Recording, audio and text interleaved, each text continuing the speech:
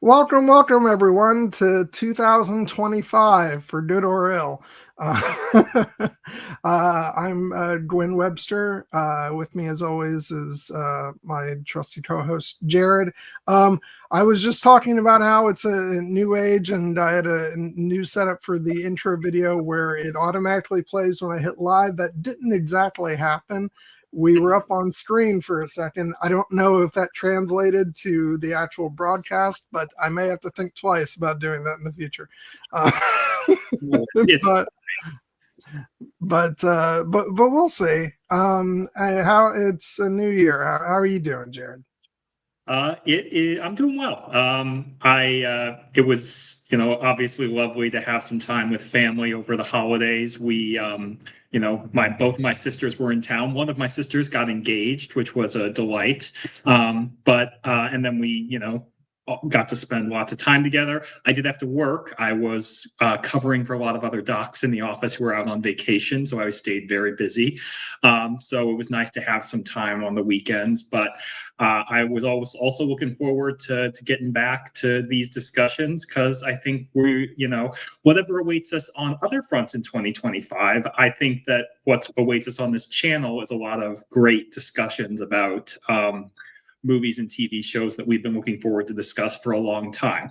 So yeah, it's the funniest thing. First of all, I want to say hi to people joining us in the chat. Hello, Mother Royne. Hello, Stephanie. So happy to see you guys. I told Jared I wasn't sure if we'd have anybody joining us for this one because even though the show that we're talking about today has been doing good, but I didn't know if people in our circle had gotten to watch it yet, and maybe you haven't. But I actually feel like when we get into talking about this show, I feel like so much of what's great about the show is the character interactions and the sort of the way it's constructed that like I could give plot details and like twists and turns, and I still think you'd have an amazing time watching the show. I don't really think it would be spoiled in that way. So so if people are watching this who haven't seen the show yet, hopefully this stream will convince you guys to give it a shot. And if you have seen it, yay! We're gonna talk about how great it is. But I do want to talk a bit about sort of how I'm coming into this stream today, talking about a new year and being positive. I've been kind of a little down in the dumps the past couple days. I'm not like, and it's nothing related to sort of what's going on larger in the world, even though there is plenty to be trepidatious about, to put it mildly. It's just I'm going through a lot of potential planning about what lies ahead, and sometimes I'm finding that exciting, and other times it's filling me with complete and utter dread. But what I found today was that I did a lot of rewatching of the show we're going to talk about, and I was getting excited about coming on here and chatting with you, Jared. And I realized that it's because this is what I love. I love, taking in storytelling in a visual medium and then getting to chat about it. It's what gives me joy, and that actually fills me with some hope for my plans for 2025 because it's kind of a guiding light for that tells me that certain goals and ambitions that I have for this year, that I'm on, that the planning that I have in store, I'm sorry to be cryptic, may be the right path for me, and I should be optimistic about that. So bottom line is I'm happy to be here today talking with you. But before we jump right in, I just, because we've taken a couple weeks off and I got to go visit family, and it feels like it's been a big couple of weeks. you talked about working. I don't know which movies you've gotten to see over the holiday, if any. I did take in some new movies, which maybe we'll talk a bit about more in the mid-roll. I got to finally see Gladiator 2. So did I. And I saw Nosferatu. Which I did not, and I'm so frustrated because I had my ticket and then I had to pull it because of something else came up. But I really want to get out and see that this week, and I think I actually saw those as a double feature, and I wasn't sure if I was going to or not. But after I got done with Gladiator 2, then I want to stress that overall I had a positive experience with the movie. But I did feel like, no, that's not scratching my itch for today. I have to go ahead and do and take in Nosferatu, which was the movie I was really looking forward to, and it did not disappoint. It is Robert Eggers, as you expect him to be, and it's freaky, it's twisted, it's grotesque, it's all the things we love about him. And I walked out of the movie just, like the true sicko, grinning ear to ear. So yeah, I was very happy about that. I also got to see the film Conclave. Was it last night? No, I think it was the night before last night. I loved that. I thought it was great. Of the sort of big awards contenders, that's not Dune or Wicked, that was the one that had caught my interest the most, and I thought it was great.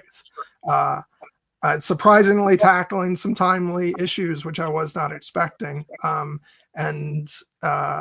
but just an incredibly well put together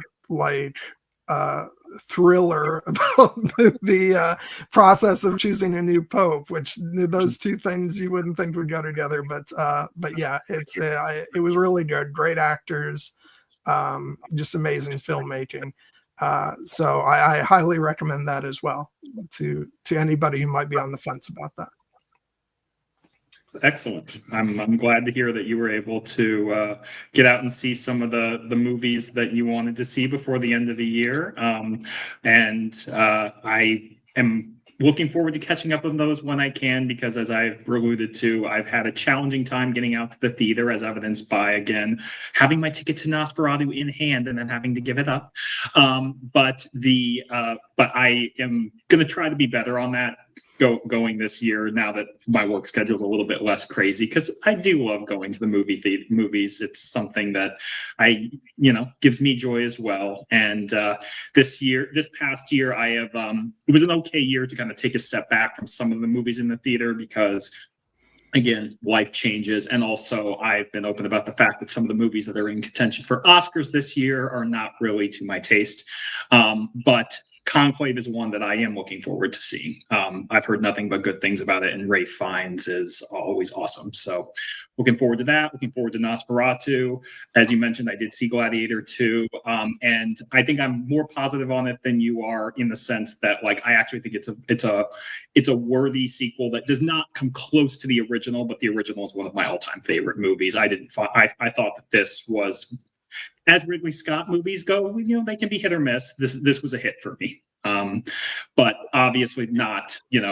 It's not an indelible classic. I just thought it was a very solid effort with some good and a really good performance from Denzel Washington. When is he not good? So, which I think we would both agree on that. For me, he was the highlight. We'll talk a little bit more about the movie when we get to the mid-roll. I think our mid-roll might be a little more robust this week, just because of the we've had a break and there's things to talk about. I will say just one final word on Gladiator 2 for the sake of sort of stating my position. I think it's a very entertaining movie, but that said, when I think of Gladiator, I'm still going to think of Gladiator as a singular piece of work. And this is not me saying Gladiator 2 doesn't exist or rejecting it, but it's also not going to be part of my headcanon with the original. It just does. there's still that separation for me. And like I said, we can talk a little bit more about it in the mid-roll, but that is not me saying that it wasn't an entertaining film. I think it was. I just have, there's some distance for me, which anybody who heard me talking about it before I went to go see it will not be surprised by that, because I had a number of reservations about it. But that's like I said, I enjoyed it, which is much more than I thought I was going to. So yeah. But Nosferatu was the highlight of that movie going day, and just make sure you get out to the theater to see it. Oh, I absolutely will. It was one of my most anticipated movies of 2024, and I'm annoyed that I didn't get to see it in 2024. But I most certainly will. And when you tweeted out your review of Robert Eggers' use, sick, twisted, mad bastard, I was like, yes. Because as we've talked about with Robert, I am a fan of Robert Eggers and his particular brand of dark mind fuckery, and it sounds like his trilogy is about to become a quadrilogy on that front. Yeah. Oh God. And then I almost hesitate to say this because I don't want you to think that something's being held back in the version. And maybe you've already read about it, but I did not know this going into it. But apparently there's going to be an extended version of the film on Blu-ray. But I want to make clear that nothing about the theatrical film felt compromised in any way. It's a brilliant piece of art. So I feel like the extended version will probably only add to that. Because it surprised me, because Robert Eggers seems like such a meticulous artist that I don't picture him sending something out in the theaters that he's not satisfied with on its own terms. And so yeah, I'm just like, ooh, there's more. Yes. So no, I can't wait for that. I hope we get a chance to talk about it on this channel once I see it, because I have every confidence I'm going to love it. And I'm also happy to see that the movie's actually doing financially pretty well, because Robert Eggers is one of those filmmakers I want to have a blank check to do whatever the fuck he wants. I actually did not know that, because I've been really staying away the past couple of weeks from headlines and all that stuff, so I had no notion of how the film was doing box office wise. But that's good. It's already cracked 100 million worldwide. So. That's great. Yeah. So yeah, already we can tell there's stuff we're going to talk not only in the mid-roll tonight, but also on future streams. We are absolutely going to talk about Nosferatu. It's just a question of, do we do it right after you get to see it and I go see it again, or do we wait for the home video release so we can meticulously pour over the film? But we'll see. We may not have to wait that long. Universal has been really pulling the trigger on their home video releases of late. We talked about that. Yeah. So yeah. So without further ado, let's go into the actual topic of discussion tonight. Tonight, our first stream of 2025 is a special Knights of Keira stream, and we're talking about the new Netflix series Black Doves, which I've been happy to talk about things doing well. I've been happy to see that this has been consistently in the top 10 list on Netflix. And it's been, and for its first couple of weeks, it was regularly in the top 2 positions as well. So I think it's doing well. It's already been greenlit for a second season, so we didn't necessarily have to worry about that. But if they want to go beyond that, it bodes well. If the series is also financially or ratings wise doing well.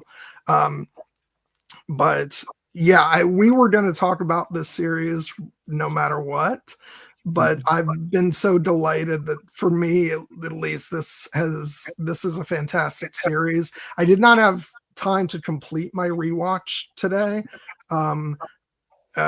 because I had to leave it all till today. But I did get through 5 out of the 6 episodes today, and I had just watched the finale when we got back from our trip to Maryland, which was about about a week ago, probably. So the finale was still pretty fresh in my mind. But I was glad I got to revisit most of the episodes today, because it is definitely a series that benefits from sort of rewatching and taking in all the details and getting to soak in also the hilarity of the series as well, because as much as it is like a spy thriller and very emotional and very dramatic, it also has just so many laugh out loud moments because of the absurdity of some of the situations. So yeah, for anybody watching this who hasn't seen the series, it stars Keira Knightley, of course, and also Ben Whishaw, among many other very talented actors. And I'm so glad to see these two together and playing off one another.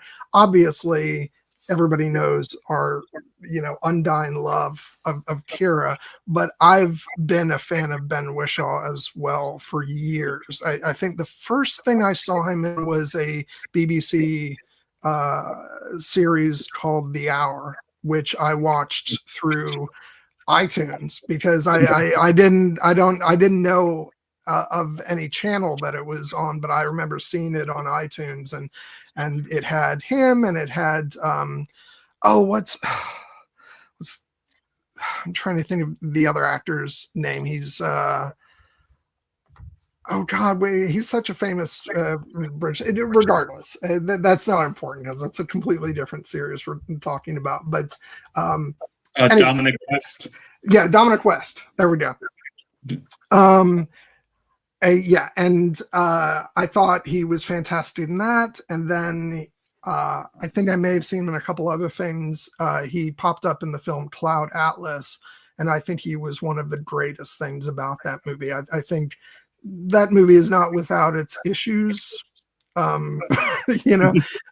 some of them sort of social, we can get into that in another time, but I think it's a brilliantly crafted film, and the acting is incredible, and Ben Whishaw was just phenomenal in that. And then of course everybody came to know him as Q in the James Bond films, and but like to see him here as this, as an assassin, playing off of Keira Knightley, with the two of them having, it's a buddy movie essentially, or a buddy series, and their banter is just so fantastic. So like, I'm so happy to get to see him in this, and a lot of the other actors in the show are not necessarily like well-known names, but they're all like brilliant. And we're going to talk about some of them, and some of, like, again, like what sticks out to me about the show is the comedy, even though it's not a comedy, but there's so much that's really entertaining and fun. So yeah, bottom line, I thought this was great. Just looking at the fact that I'd already seen the series, and I binged 5 of the 6 episodes today, and I could have sat down for the 6th. I think it's a testament to how entertaining the show is. But I'm anxious to hear your reaction, Jared. I thought it was excellent. Ultimately, I love a good spy thriller. I enjoy John le Carré novels. There are a number of spy craft television shows that I will always sit down and watch, even if they are not always the top of the line. One of my all-time favorite television series, top 5, is The Americans, which is a spy thriller from a different perspective of Russian agents, infiltrating 1980s America. This kind of had elements of that. It also reminded me a little bit of some other type, another Netflix series that I had seen in the past, The Diplomat, starring Kerry Russell and Rupert Wyatt. But this was just such, I wouldn't say it was something that necessarily reinvents the wheel, but this is an example of a series where if the bones are fundamentally solid in terms of the chemistry between the lead actors and the believability of their central relationship, and the spine of the narrative thrust and character motivations are strong enough, this is the type of series that just like can ignite with gasoline on just when you get to those certain scenes, like a certain action sequence or a certain character conversation, that make you realize that this is why this is one of the most indelible genres to retell stories in.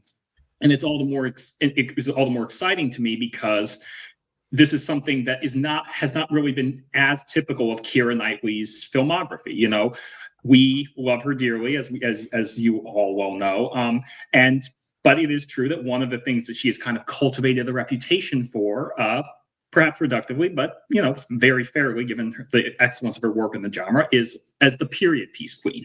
You know, we love a good costume drama with Keira Knightley, but she, in this story, is playing a very different character, a very modern character, a very conflicted character, and a character who ultimately, at her heart, is someone that we have to understand that even though what she is doing might potentially be wrong in certain ideas, there was never a moment when I wasn't on her side.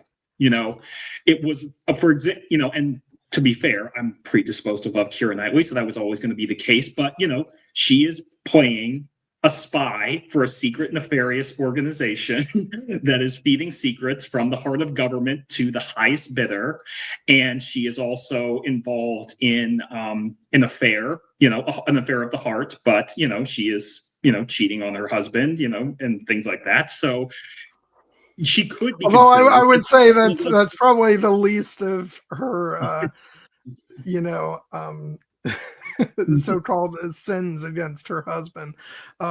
Just there's a long laundry, and it's so funny. I'm sorry to interject, but like, it's so funny the number of times I'm like, you know, feeling so much sympathy for the character of Helen and on her side, and like, you know, oh, this other female spy is trying to get in on her marriage. How dare she? And it's like, and forgetting for a second that no, she's a spy.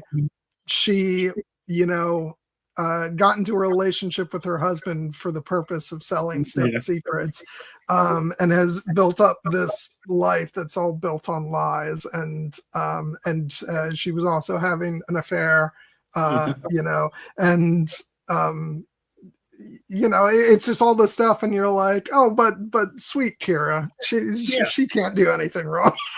No. And I mean, and it's, you know, obviously we've seen her have affairs of the heart before in other roles, but in this case, like, you know, this is not the Duchess. Her husband is not a monstrous, you know, ghoul. You know, this is a more nuanced. Though he is a conservative. Well, but you know. Sorry. I had to. But the idea is that, like, the reason I start my review, like my thoughts on this character there, is because when we are introduced, we actually do not see Keira, you know, right away in this series. We're actually introduced first to her lover, Jason, who is ultimately forms the core motivation for her throughout this series, you know.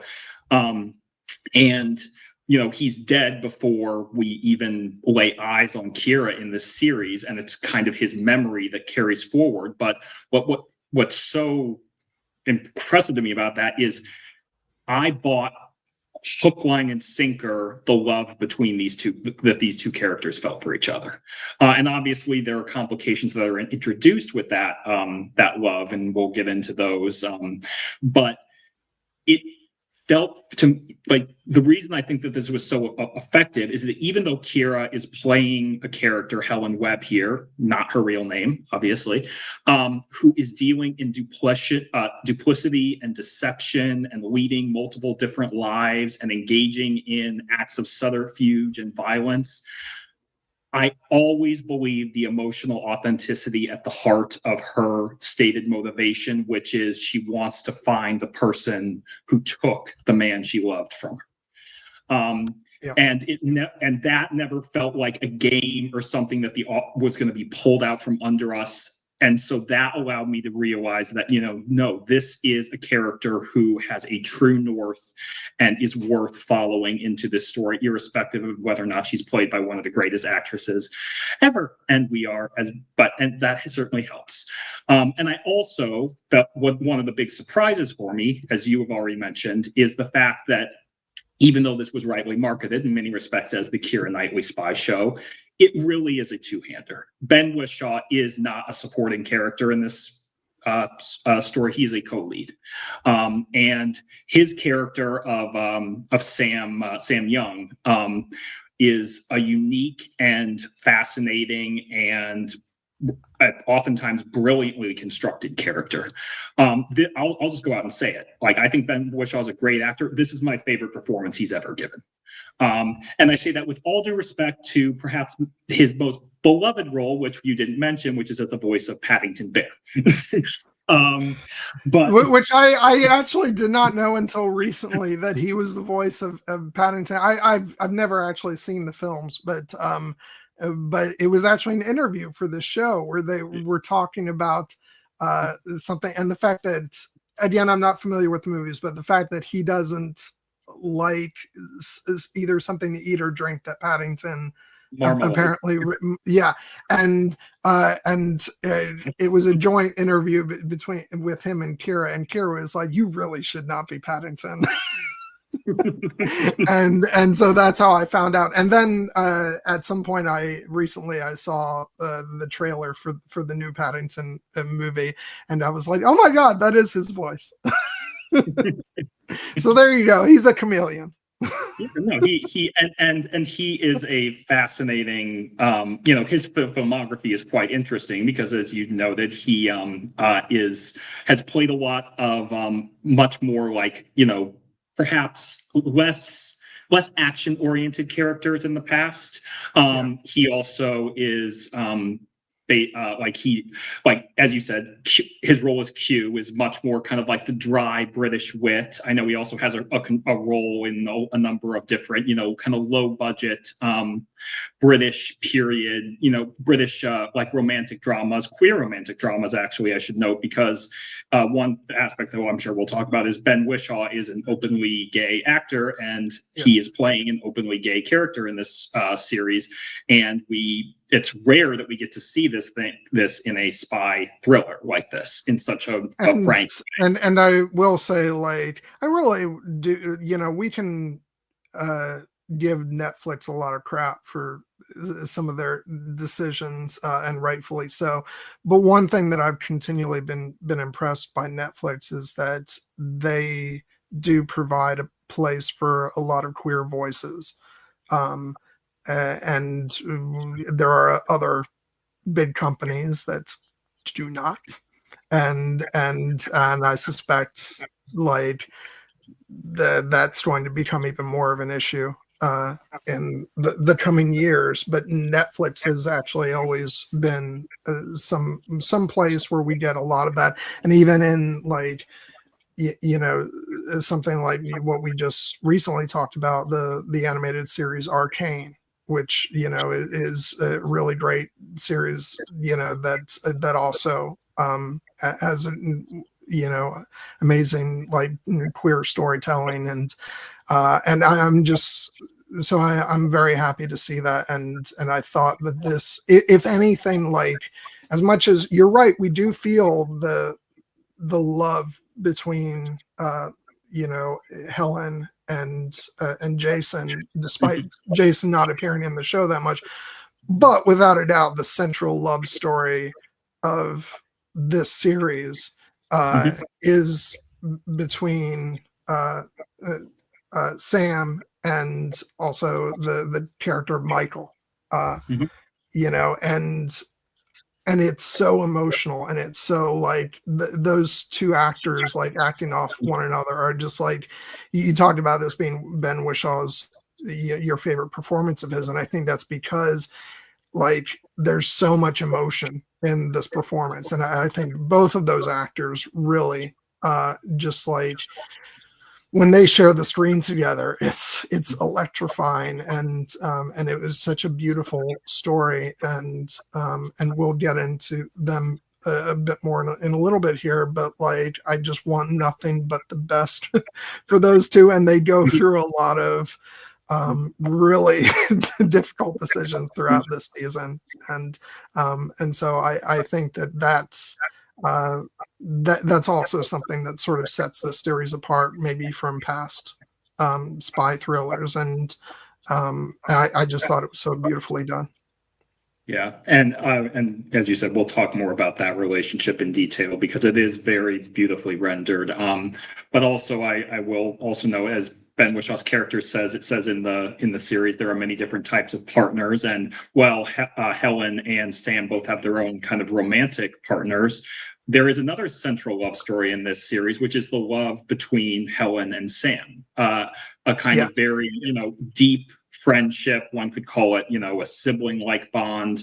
But these two characters have immense affection for each other. And another element of the series that I found interesting was that, a lot of times in these spy thrillers, you're supposed to be wondering, who can we trust? Is someone about to betray one of our heroes? And that's obviously present in this series for details.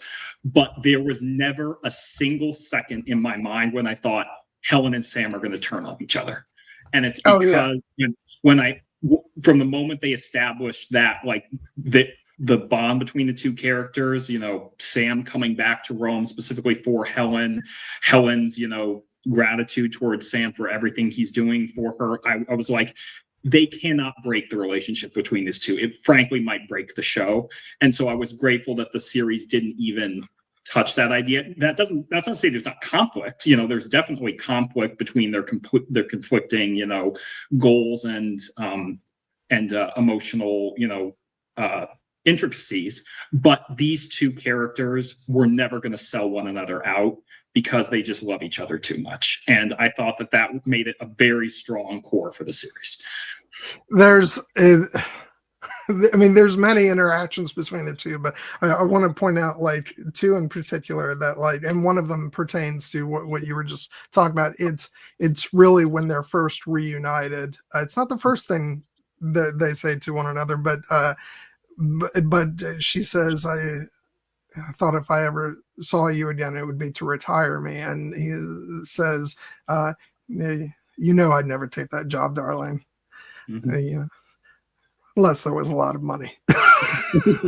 And that like, that is a joke. And like at no point would he ever consider that. So I feel like from that point on, like it's not even a consideration for the audience because it's just never going to happen. And the other interaction between them that just popped into my head, which, it's not one of the most important ones, but I just wanted to make sure it gets mentioned. It's at a point where they're going to, investigate, the Jason's killer, and Helen discovers that Sam is completely drunk, and then he confesses that not only is he very drunk, but also he's taken some drugs that he thought was cocaine, but it's a tranquilizer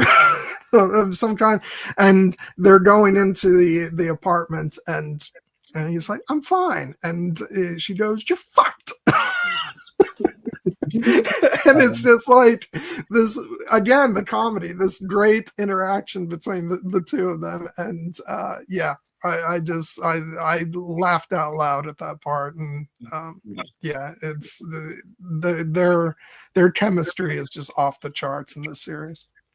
Yeah, that's a great moment where he takes the line, what thinks is cocaine, but turns out to be ketamine, and then she's just looking at him kind of aghast, and it's like, your pupils are dilated, but he's like, no, I'm fine, I'm ready to go kill some people. Let's do this.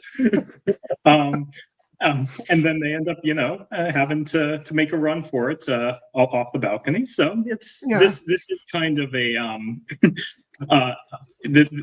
the as you said, the banter between those two comes from a place of real emotional authenticity, and that allows them to kind of coast through certain situations that might be described as kind of delightfully absurd within the keeping of traditional spy thrillers, like the after they jump off the balcony and they're and Keira has dislocated her shoulder, or Helen has dislocated her shoulder, and she just walks by a brick wall and slams it back into place, and he's like, "Oh, I guess you did that," which again, not medically accurate. Yeah, it's so that was impressive.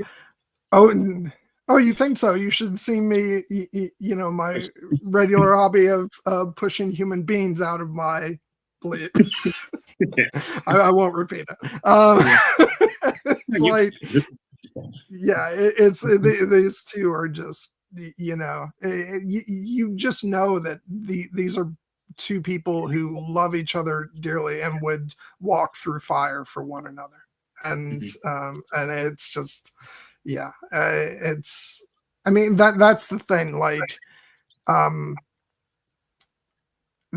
For me, that's what really makes a show like this work. Is I don't want to undersell the writing and direction and all the technical aspects of the show, and because it's they're all fantastic. Which, by the way, I do want to make sure, since we so often make this mistake, I want to make sure we mention the creator and writer of the show, Joe Barton, who, by the way, is about to do or has been doing an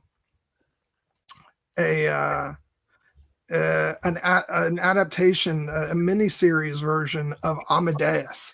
And this was I read about that, and it was the first I'd ever heard about it. I'm like, what? And so I'm just over the moon excited for that. Not only because I want to see it, and we'll get to talk about it potentially, but it also gives me a perfect excuse to have us go ahead and do a revisited stream on Amadeus, the film, which is having its theatrical cut released on 4K for the first time next month. And to be clear, for anybody who doesn't know, this is the first time that the original version of Amadeus has been released on home video since the late 90s DVD release. So this is a big deal. And so I feel like all those things are coalescing together at the perfect time. So I'm really excited for that. So anyway, but point being, Joe Barton, he's the creator and writer of this show, and it just did a fantastic job. It's just an incredibly impeccably mounted production and series. But what I was saying was that is that you can have all those ingredients, but what's really going to make a series like this sing is the chemistry of the actors, because it can take a really great script and a really great idea, but you get the right actors in there and they can just make everything crackle and just really do even more than you would have expected. And I don't think that you can't write that chemistry between Keira and Ben, and not only them, but so many of the other actors. I want to I'm thinking in particular of the characters of Williams and Eleanor, which I want to make sure that we talk about them in this discussion, because Williams especially, I'm oh my God, and these are the two other assassins who work for Sam's former employer or also current employer, as it sort of turns out to be. Lenny Lyons, played by the great Kathryn Hunter, who, for any of you who don't know her, think Andor. She played Cyril's charming mother, and she's been in obviously loads of other things, but she was like amazing in this, and like she was so threatening but also charming in her way, and fun to watch, and I just loved, you know, again, the banter between her and Sam, and here's Williams and Eleanor, just great characters talking with those really, you know, thick London accents. And just I there's one moment where Sam says, Williams, do you think there's a chance you might be a sociopath? And she's like, yeah, maybe. Yeah, so many great lines between those two, and so well. Yeah, Ella Lily Hyland as Williams, and Gabrielle Creevy as Eleanor. I have not really been familiar with a lot of their previous work, but they are emotional comedic highlights of the series, which is an interesting dynamic for a pair of arguably psychopathic lesbian assassins, shall we say? But Eleanor in particular has perhaps one of my favorite line readings in the entire series, when she's talking about her rocket launcher that she has, and Williams kind of looks at her surprised, like, says, "When have you had a rocket launcher?" And Eleanor just looks miffed and surprised, and it's like, "Since last Christmas." Like, is it? Do assassins typically not get rocket launchers for Christmas? Do you not have one? Why? What's wrong? And we'll call this Chekhov's rocket launcher. It's like, once the rocket launcher was mentioned, you're like, oh, that's being used at some point. Yeah. No, I love the two of them, and you brought it up, so I'll just say, with the parameters of their partnership is not like explicitly mentioned, but like, if they're not already together, I absolutely ship that totally, and I think like we'll get a definitive word on that in season 2, or at least I hope so. So yeah, those two psychos deserve each other. Yeah, and not in the way we typically think psychopaths deserve each other, as in they deserve to be happy together. Yeah. Even though, and we haven't introduced this character yet, or the context for her story, but even though I think Eleanor probably also is feeling things for Kai Ming.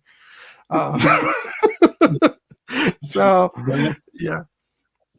But we'll get it. Kai Ming, who is the daughter of the Chinese diplomat who is assassinated.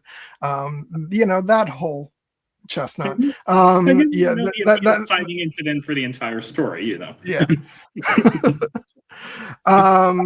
But yeah, no, I just I adore that. That's the thing. Like, the show has so many great characters, as much as it is like the the Keira and Ben show. There is such a great ensemble here. And we also haven't mentioned the other big player of this series, Reed, who's played by Sarah Lancashire, I have no idea if I got her last name right. Lancashire? Lancashire. I think, yeah. And who is just like stone cold, and she's the leader of the Black Doves, and like someone you don't want to cross. Because she's gonna do whatever she needs to do to keep her organization running smoothly. And no, I mean, she's playing a very typical character for this type of fantasy or not fantasy, a spy thriller type story, which is, you know, the mentor, the handler, and sometimes those characters can be very compassionate and sometimes they can be very cold, and she is most definitely the latter. But she also has layers that I think were very effectively unveiled, because as well we have mentioned that, you know, Eleanor or Helen and Sam really have the close bond that we never once questioned. The second Mrs. Reed walked onto the screen, I was like counting down like, okay, I'm counting down the seconds as to when she's gonna fuck Helen over. And sure enough, she does. But to her credit, that is actually not where the character ends up. And she is very much a character who actually, it turns out, is what she says on the tin, which is someone who will sell her services to the highest bidder. But she also has a moral compass in the sense that she does not want to see two nuclear armed superpowers go to war with each other. And that is actually her motivation for trying to stop all this. But in particular, you know, Sarah Lancashire is an actress. I actually, even though she's been working for years and years and years, I really have not seen much of what she's in. I remember she was in this Netflix series Happy Valley that was constantly being advertised a few years ago, and I never once checked it out, but she got very good reviews for it. And in this series, I can see like how she is kind of the pillar that serves as both an agent of, you know, friction for Helen to kind of, and an obstacle in certain respects, but also someone who can provide that level of, you know, necessary, like, the big picture when it comes to the spy thriller, because Keira's story is very personally focused. You know, she is not out to save the world. She is not out to, you know, cause the geopolitical tables to turn. Her sole and stated motivation is to find the people who killed the man she loved and make them pay. And whether that's an international drug cartel or state actors, you know, she doesn't really care. It's, you know, she is going to take her revenge. And Mrs. Reed is kind of the character, even though she is, you know, somewhat, you know, obviously morally ambiguous in the sense that she is willing to, you know, steal secrets from her own nation's government and sell them to, say, the Chinese. She also is the one who is constantly calling on Helen to focus more on the big picture and to not let her heart rule her head. And I think that makes a very interesting dynamic between the two characters, because Helen kind of approaches Mrs. Reed with clear eyes. She is not really a character. She does not really like expect Mrs. Reed to be on her side. She, from the very first interaction that they have, she talks about the fact that from the very first meeting, she walked in with her eyes open, sizing up all exits, and having her fist in her pocket ready to swing. I don't think she ever trusts Reed, and that's probably a wise decision. But ultimately, it means that when we reach the resolution of their relationship, it actually feels surprisingly, you know, sweet and satisfying that they have that moment there at the end that we'll get to. Yeah, which does come after Mrs. Reed gives the go ahead to to Helen's planned replacement to go ahead and take her out, which does not go well for said planned replacement. No, listen, if characters in this series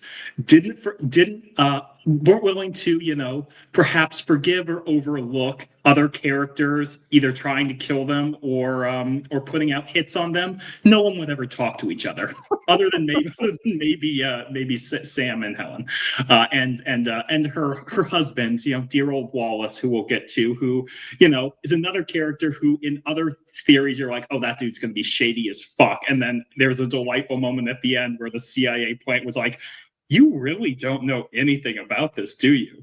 That's good to know. Good to know. Yeah, I made a joke earlier about, you know, him being a conservative, which may or may not be colored by the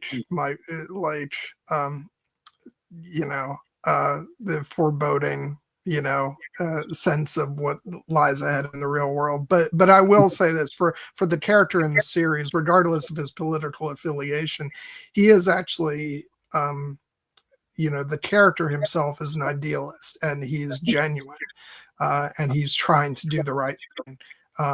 So, and regardless of, political ideology, I think you have to respect that. And so he's a character who actually, like, we the audience like him, and like, it's so funny, going back to what I said earlier, like, we're kind of cheering for him and Helen to be okay, even though, like, Helen has been lying to him and using him, and it's like, oh, but they can still have a happy marriage. Yeah, but I think he's a wonderful character, and I really like, I love their relationship, even though it's based on lies. But just their family, and their dynamic with their children, and the fact that I think even when he's told, by the other woman trying to, get in on their life, that Helen is having an affair, which, by the way, she was. It's like, I really, even though I kind of wish that he'd been given that girl more of the cold shoulder, he very firmly puts up boundaries. It's like, this is my business, and I know my wife, even though that does plant some, seeds of doubt. But then he comes back with, telling Helen how much he loves her, and that you fight for what you love. So I think, like, that shows that even if he allows himself to feel that she has done the things, that he's been told, he still loves her, and he wants the two of them to go on, and be happy. Poor Stapp, he doesn't he doesn't know the situation he's in. But he's still, I think he's an admirable character. Yeah, and it's actually really good performance by the actor's name is Andrew Buchan, and even though I didn't realize it until after I'd finished watching the series, I was like, I know this guy from somewhere, and I went back and looked and realized he was in the BBC series Broadchurch, that I only ever watched the first season, but he played essentially the father of a murdered child and Jodie Whittaker's husband in that series, starring David Tennant and Olivia Colman, and he was great in that show.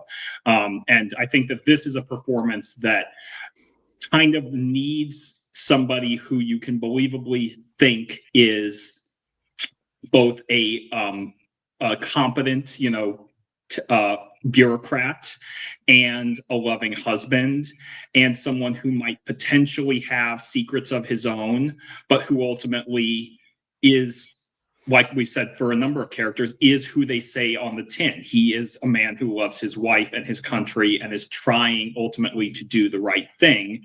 And any suspicions that we may have of him are kind of, I think, more grounded in the tropes of this genre of that, of course, somebody who's high up in government is going to be involved in this conspiracy, and turns out somebody is. It's just not him.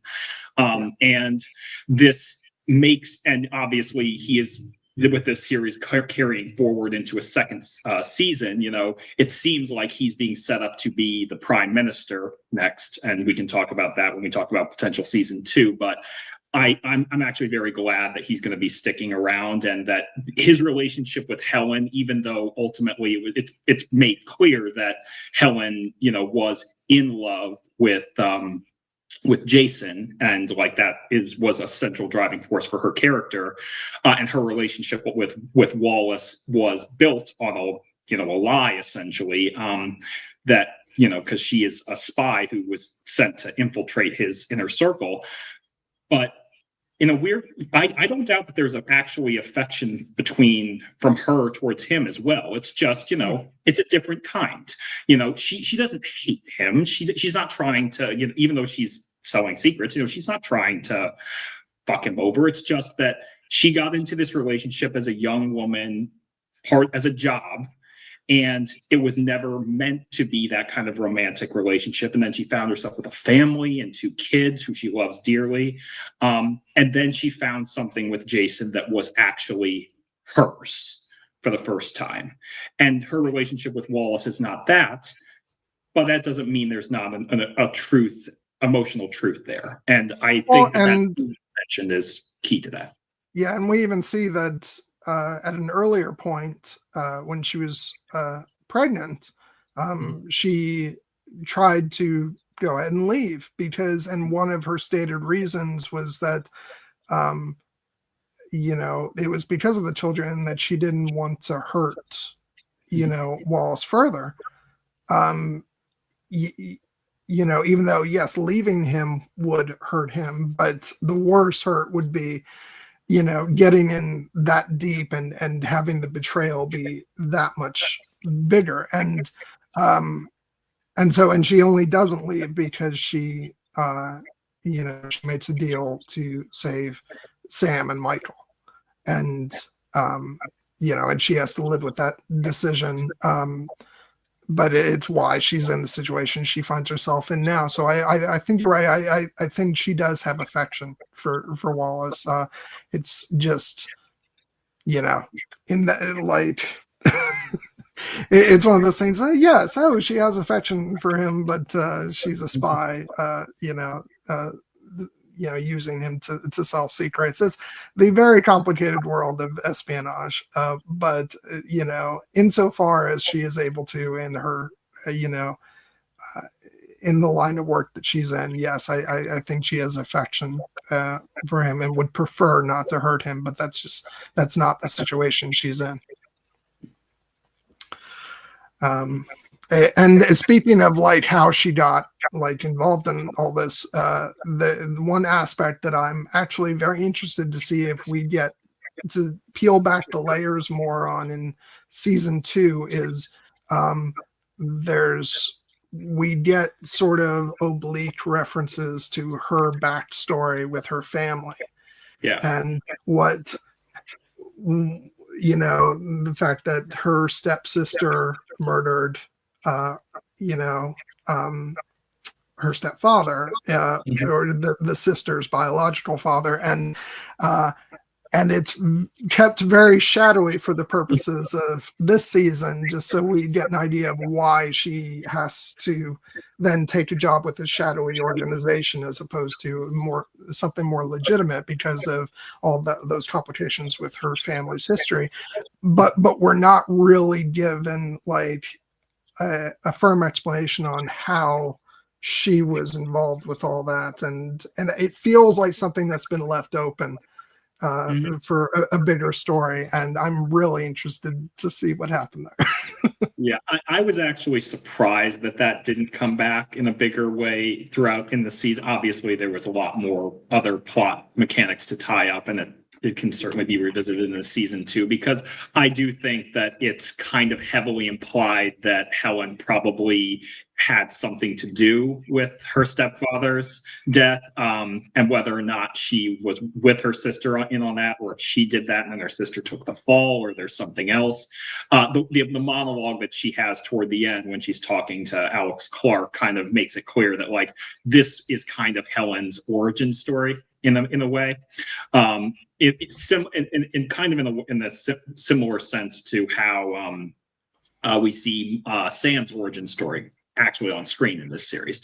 But Helen is kind of kept a little bit shrouded in mystery in that way, because part of and I think that's again by design now that I've seen the full season, because part of Helen's conflict is that in a strange way she doesn't actually know who she is, or she's in conflict with it, because we're introduced to her.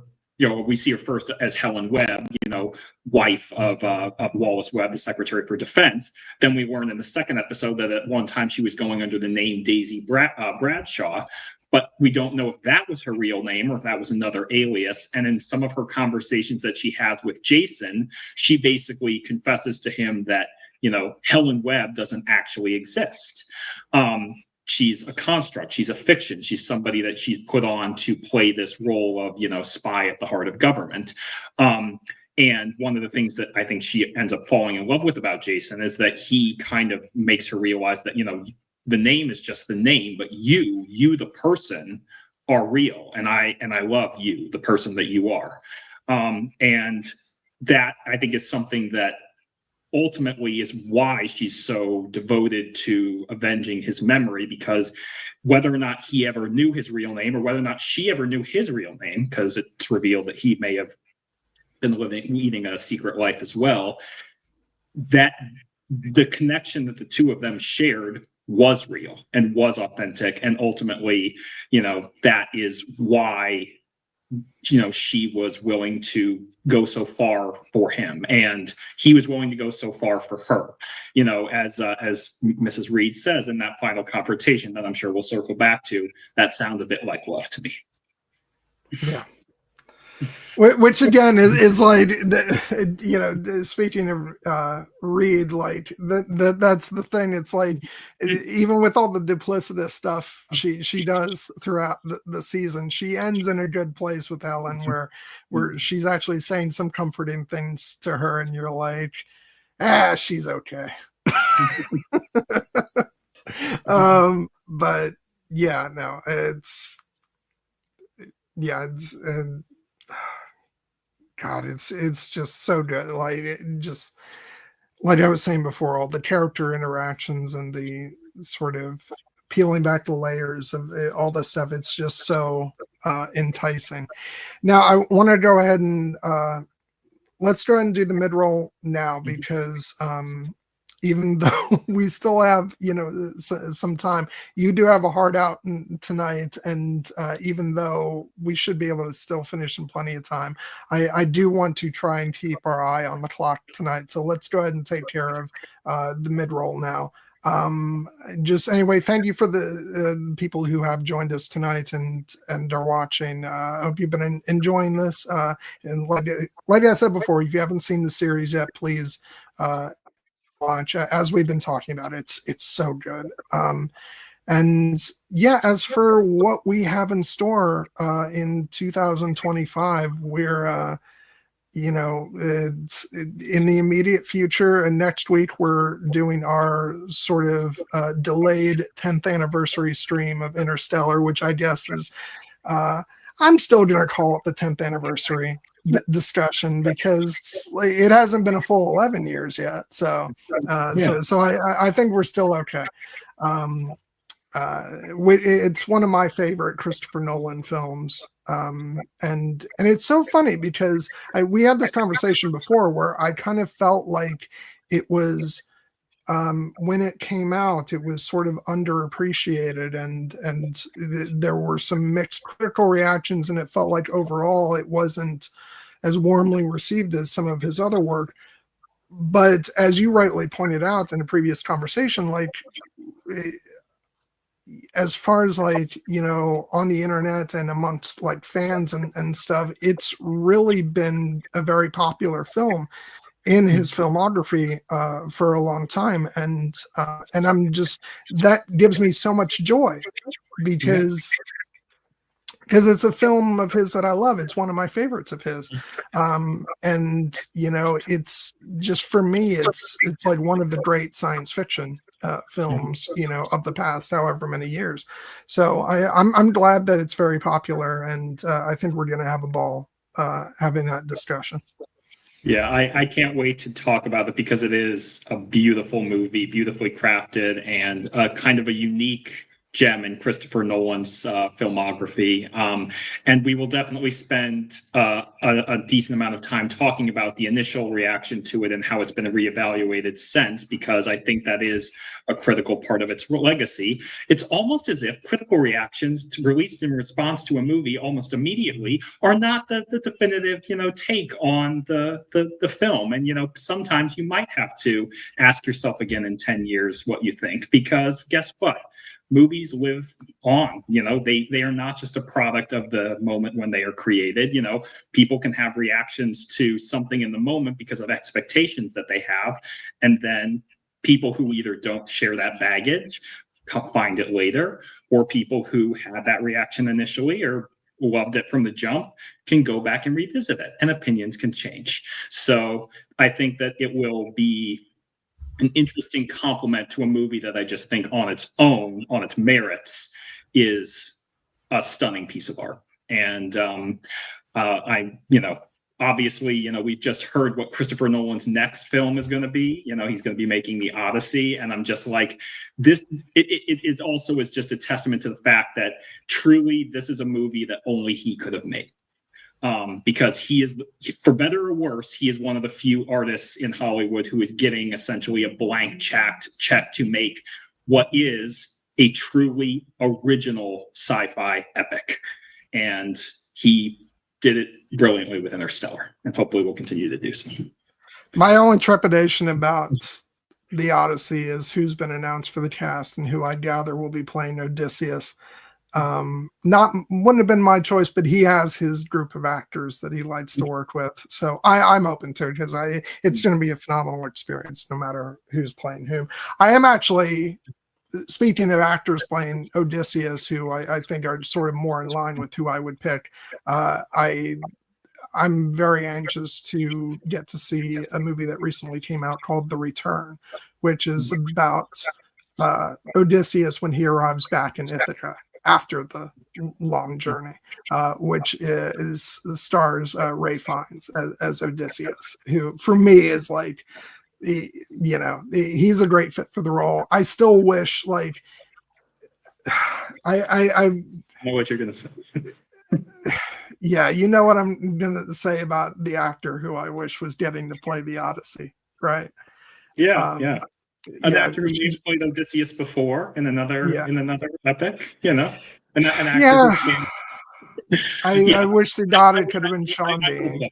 I would have loved to see Sean Bean's version of Odysseus. Yes, that would have been. And we did see it in Troy, but like obviously, Troy is not Odysseus' story. The Odyssey is. So, but who knows? Maybe one day. Yeah, it is what it is. But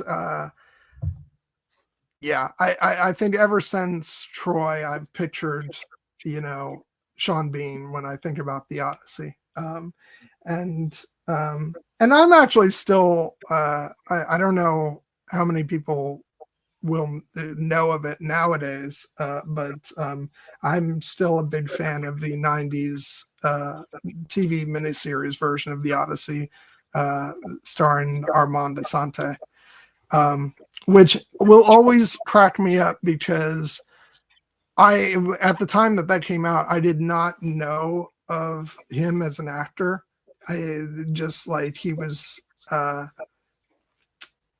as a matter of fact, I think that it might have come out after this reference, but and I can't remember if it was the Odyssey that I first saw him in or Judge Dredd. but my first exposure to him was actually not a performance. It was the Santa Claus when Tim Allen gets the list and he reads, he's going down the A's and he says, Armand Assante? And so then when I finally saw him in something, I was like, oh, wait, that's who that is. Sorry, that is veering way off course, but we're talking about the Odyssey. So but yeah, so aside from Interstellar, we're all, hold on a second. Stick with me for a second. I am actually hearing my own echo for once. And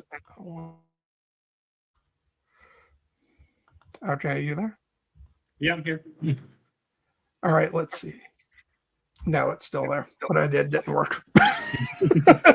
That's okay. You know what it is? It's because you don't have a bunch of background noise like you normally do because you're using a different computer. So I'm finally hearing, stuff in my background. That's okay. It's probably not going out on the video. It's probably just for me. But so after Interstellar, we're going to be talking about next will be Star Wars Skeleton Crew, which I have been enjoying the hell out of. I think there's been one episode that I was a little underwhelmed, and we'll say that for the discussion. But for the vast majority of the show, I have been immensely impressed, and it's been a really big surprise. for the Star Wars series I was probably looking forward to the least over the past couple of years. Mm-hmm. And especially after it got delayed, it was like barely on my radar. It's like, oh yeah, Skeleton Crew, it's coming sooner or later. But I think it's been one of the most well-made of the Star Wars series. I think it's been consistently entertaining. The kids have been great. Jude Law is fantastic. The whole pirate vibe is just really fun. And, I think the pirates, like having pirates in Star Wars is working a lot better here than it did, say, in The Mandalorian season 3. And yeah, no, it's just been great. I'm really looking forward to the last couple episodes. Yeah. So am I. I mean, I agree with you actually that like I obviously love Star Wars to death. I'm always excited for anything new Star Wars, but in terms of on that relative scale, Skeleton Crew was definitely the series where I was like, I'm really, really excited for the Acolyte. And yeah, I'm sure Skeleton Crew will be fun too. And honestly, it's been a revelation in just how much I've enjoyed it and how fun it's been and how emotionally deep it's been at times. Like there was a scene in this most recent episode 6, that I thought was one of the best scenes in any Star Wars television show. And it's, I'm really looking forward to seeing where it goes with the next 2 episodes. I have a feeling that, it was kind of pitched as a limited series, so I think we'll get a good resolution. Maybe it'll get a second season at some point down the line, but I'm not really concerned with that because I think the state of Star Wars streaming and Disney Plus streaming in general is in flux. And after Andor season 2 and Ahsoka season 2, I don't know what we're getting, if anything. But this series of Skeleton Crew has more than earned its place as a worthy entry in the Star Wars, canon. And I am just can't wait to see where these 4 kids and Jude Law, John Nawood, among his many names, end for now. So looking forward to that discussion very much. Yeah. And, I will say that, oh wait, let me, I need to pull up the character list so I can get this. Okay, yeah. Like my only request, I actually don't think we're going to see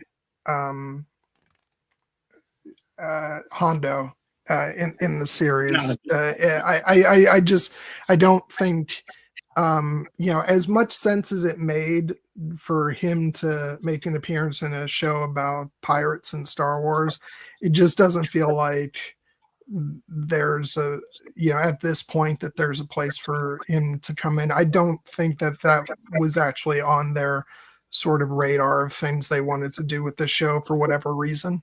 I'm going to miss, not seeing him here. Hopefully at some point in the future we'll get him.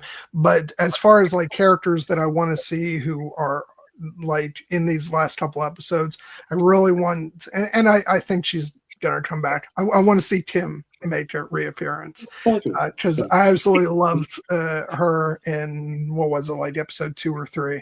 And it's just like, I loved her whole design. Anytime we get like a big owl wearing a cape in Star Wars, it's like, yeah, give me more of that character. And I think she has been set up for a return near the end of the season. So,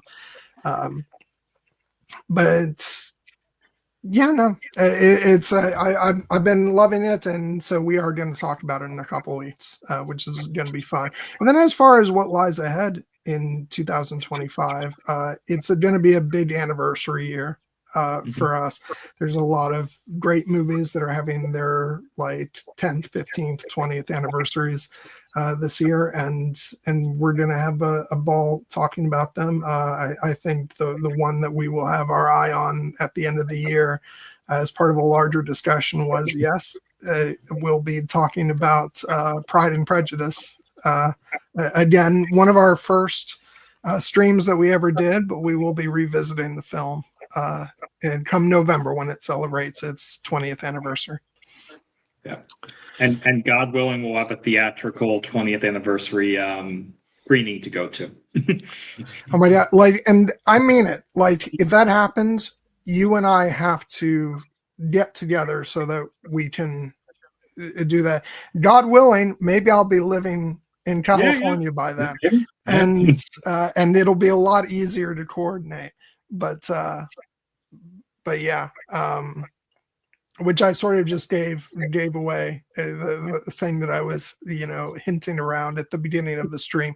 Yeah, I am actually trying to make a move out to California somewhere, near, LA and the film industry. But it's also like, that's complicated. And I'm not sure if it's going to end up being what actually happens, but it's kind of the scenario that I'm hoping I can figure out. But it's, that is not without its difficulties, because it's there's a lot of financial hurdles that are going to have to be contended with. But either way, this is going to be the year where I'm moving on somewhere else, and it's going to have to be somewhere where I can start to make some headway in doing things related to the film industry. So hopefully that'll be California, but we'll see.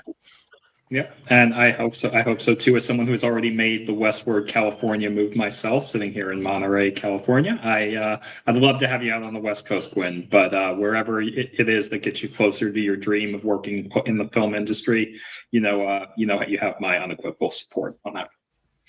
Yeah. Plus, another reason for California is I just really, really, really, really, really want to get out of the American South.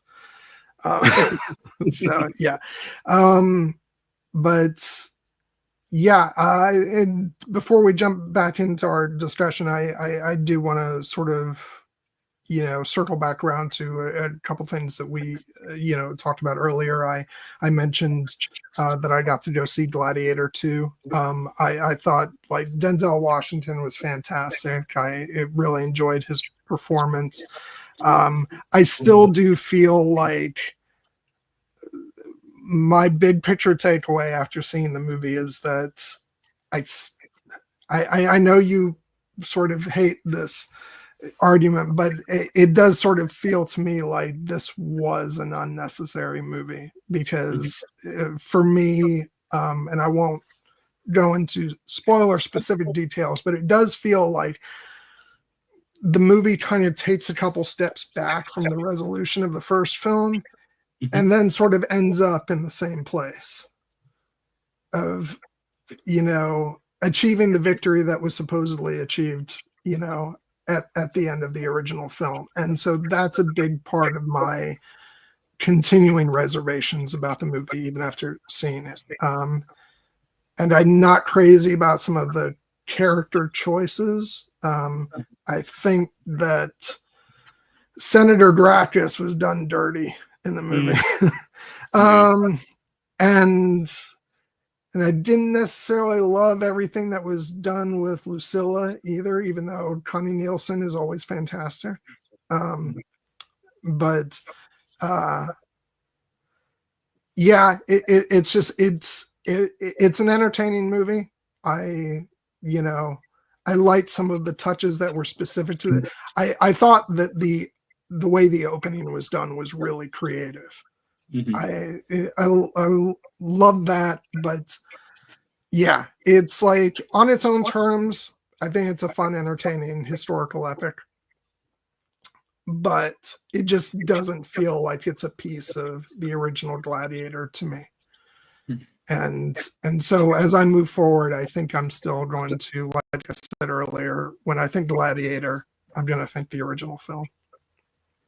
Yeah, and I mean, I think that's totally fair. When I have expressed my distaste, bordering on disdain, for people saying either nobody asked for this or this movie doesn't exist, it's because it's being used specifically as a pejorative to, like, try and put down other people's enjoyment of something, or to state that one perspective rules all. And that's not the case here. I entirely get where you're coming from, in the sense that even though I really enjoyed the movie, I did think that it works better as a historical fantasy epic set in the Gladiator realms than a direct sequel to Gladiator, even though it's obviously very influenced by the original Gladiators, as a testament, as attested by the use of multiple Gladiator clips throughout the movie, and the relationship of the character with, Paul Mescal's Lucius being Maximus's son. It's revealed, and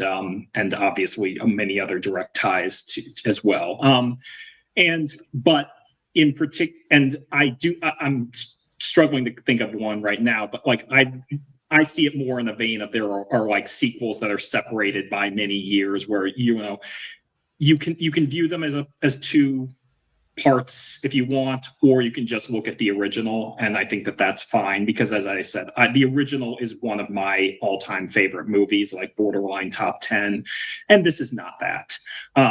But I was thoroughly entertained throughout the movie, and it was and I thought it was well made. I thought some of the performances, Pedro Pascal, I thought did a great job with his character. And so I just was like, Ridley Scott has done a lot of movies recently where I actively thought, like, why did you do that? This was not that. I was kind of like, all right, good job. But it's not like it's not.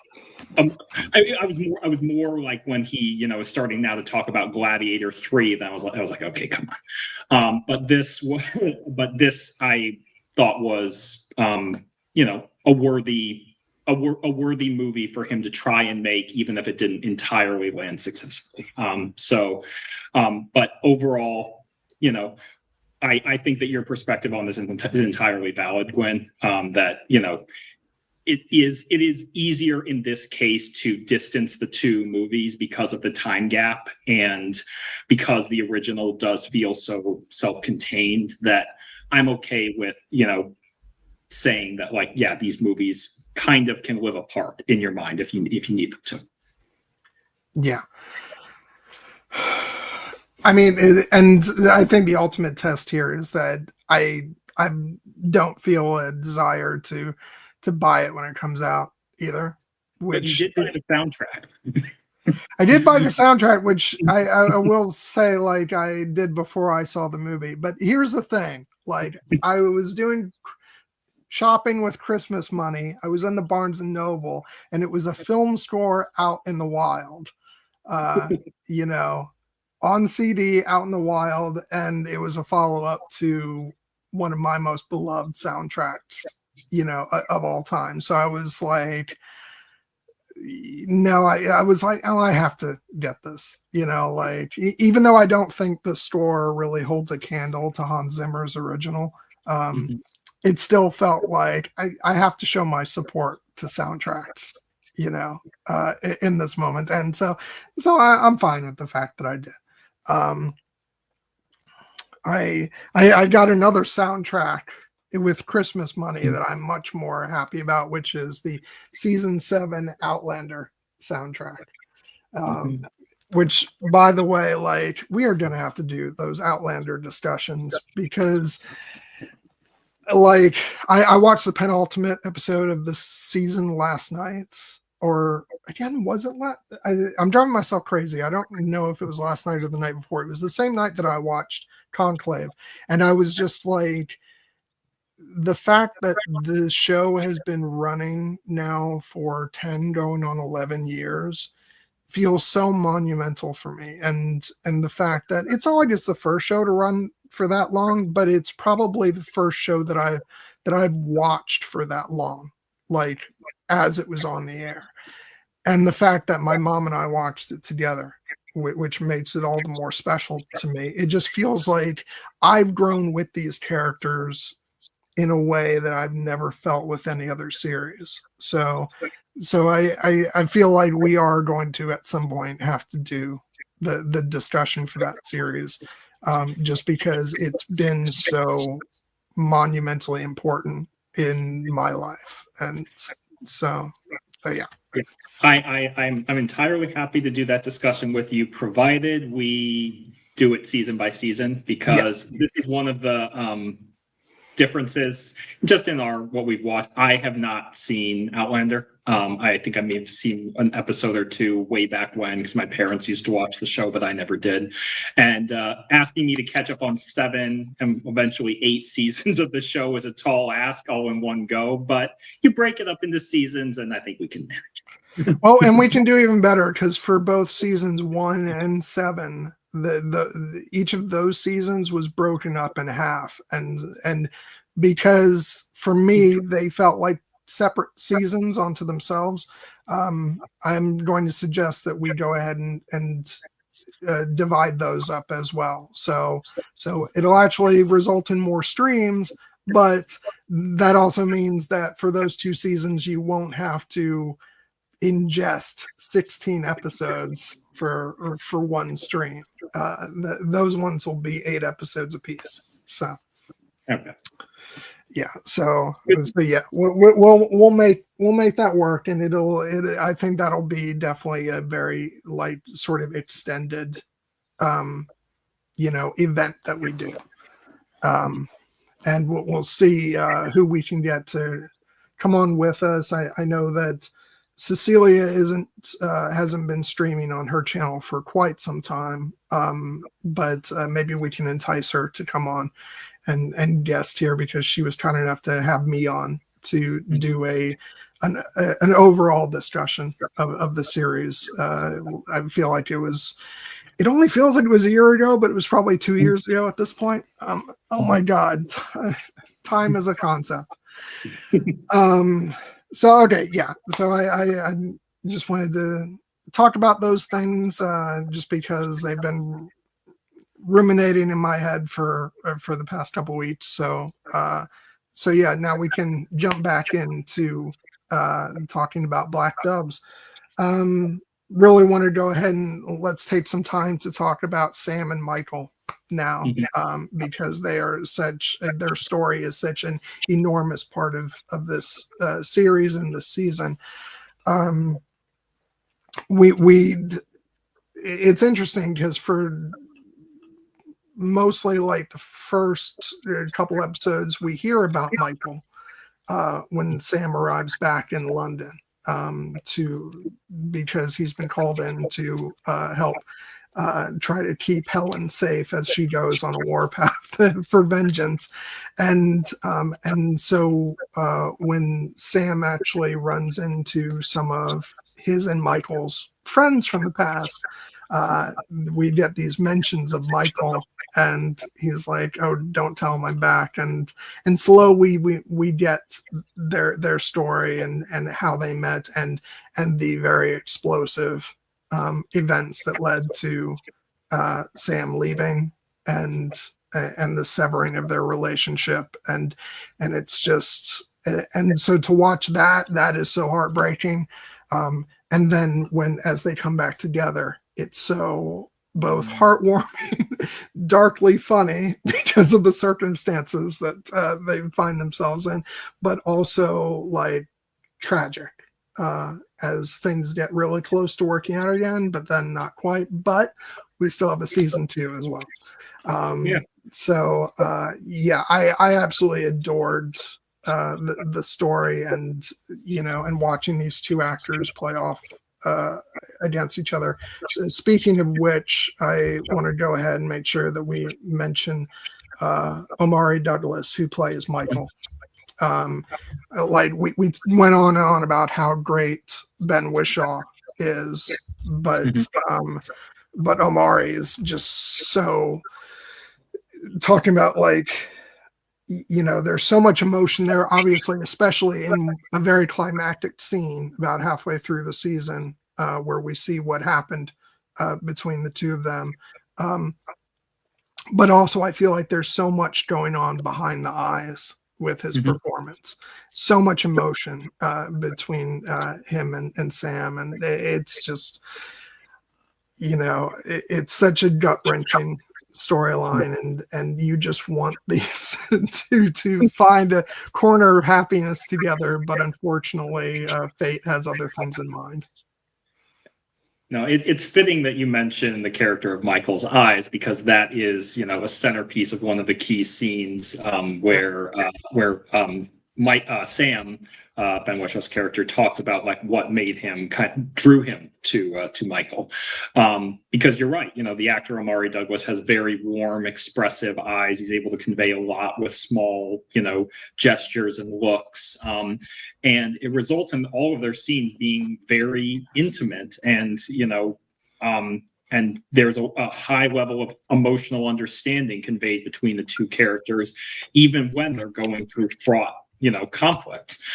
Because obviously, much as Helen is, lying to her husband about who she is and the fact that she's actually a spy, for the initial part of their relationship, Sam is lying to Michael about who he is, which is a triggerman, a assassin who kills people for money.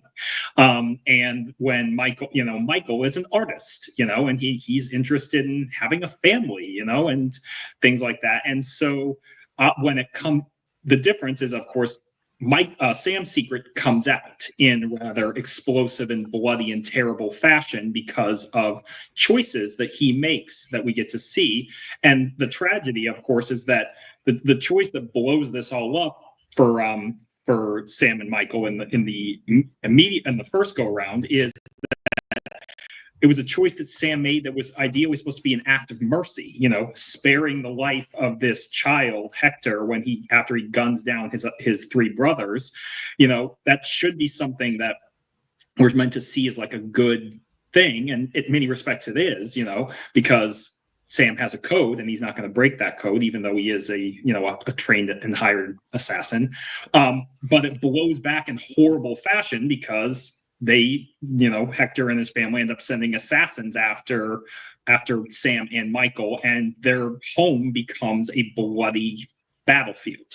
And the look that Michael is giving Sam when he sees his boyfriend, who he thinks is just this guy who sells insurance, which is a great running joke, get into a bloody fisticuff and kill a man right in their living room, and then have to pull out a gun and start trying to kill multiple assassins who were coming after them.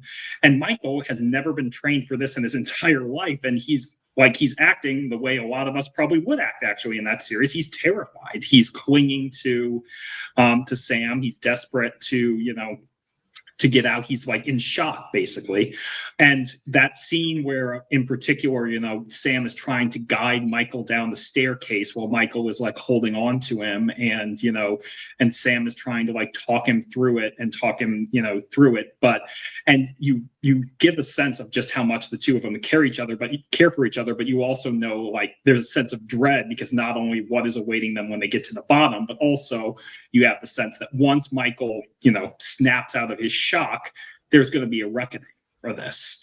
And in many respects, Sam avoids that reckoning, because after he calls Helen to help them escape, and Helen guns down one of the assassins in the street while fully pregnant, badass moment for Helen. Is so funny, because I remember when I saw the trailer, I had no context for this, like knowing that there were going to be flashbacks and stuff.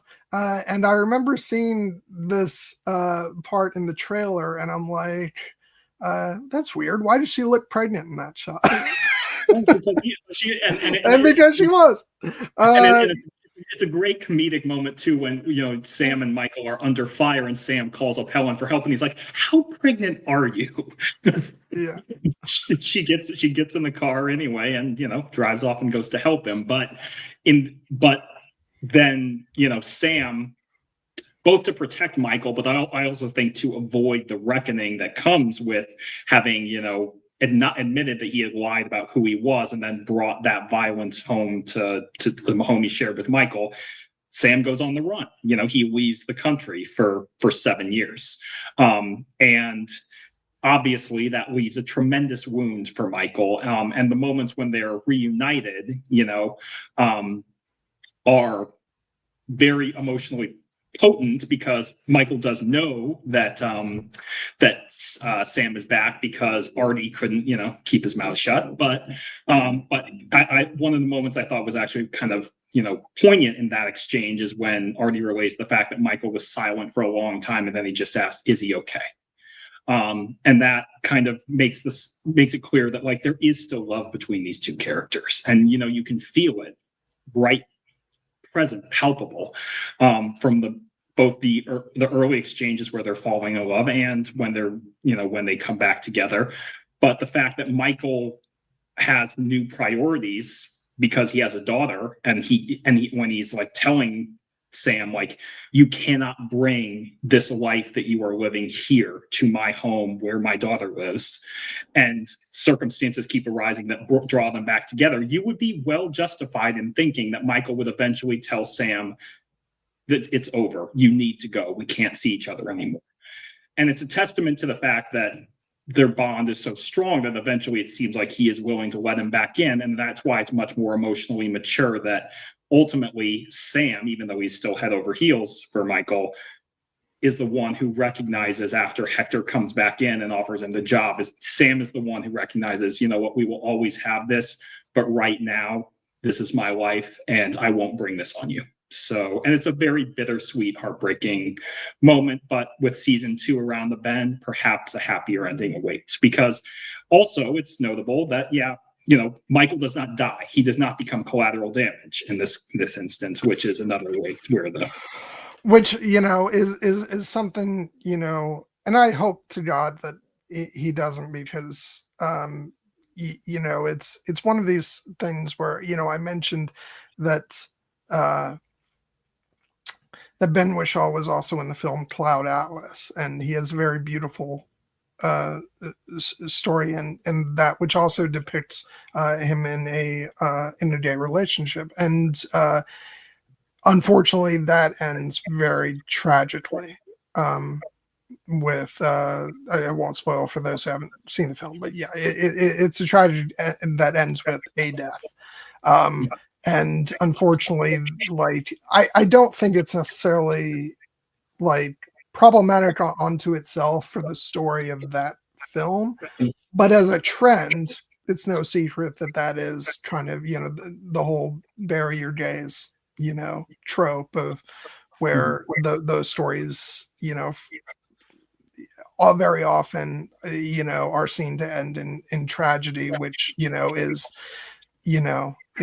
extremely unfortunate. So I'm glad that, that something like that doesn't happen this season. I hope it doesn't next season. I'd like to, at least if it's a sad ending for those two, at least have them both make it out. I would hope for that, which is also why I was delighted when we, talked about Arcane season 2. That's like in a series that had a lot of tragic endings. The one like happy ending, or that we got was with Caitlin and Vi. And so that was a relief, and not only for that reason, but also I just didn't want anything to happen to them. But yeah, so yeah, it's good that at least for the time being, like, they're both okay, and there's hope for the future. And I feel like this show has a lot of death, and and like horrific violence and stuff like that, but it is also a Christmas show. Yes. So I feel like let's get a nice holiday ending for the series, whether that's season 2 or season 3 or what have you. Yeah. We can add it to the rotation of Christmas shows and movies going forward, because yes, it is very much in the spirit of the holidays to have a spy thriller and set at Christmas when everyone is. Will they get home in time for the presents? Yes, they do, indeed. Yeah, and we should also mention, for those who don't know, this was already greenlit for season 2 even before season 1 aired. So Netflix must have really loved it. So that's a good thing. So at the very least, we know we're guaranteed another season. And judging by how well the show has been doing in terms of viewership, I think if they want to do a season 3, I think that's like it's on the table. I think so. We'll have to wait and see. But yeah, no, and by the way, welcome, Cassie. Glad you could join us. Yeah, but yeah, no, and so while we're talking about Sam, we should also mention another big part of his story that that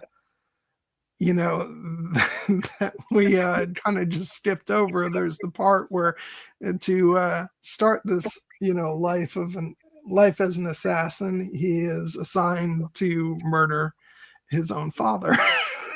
Yeah.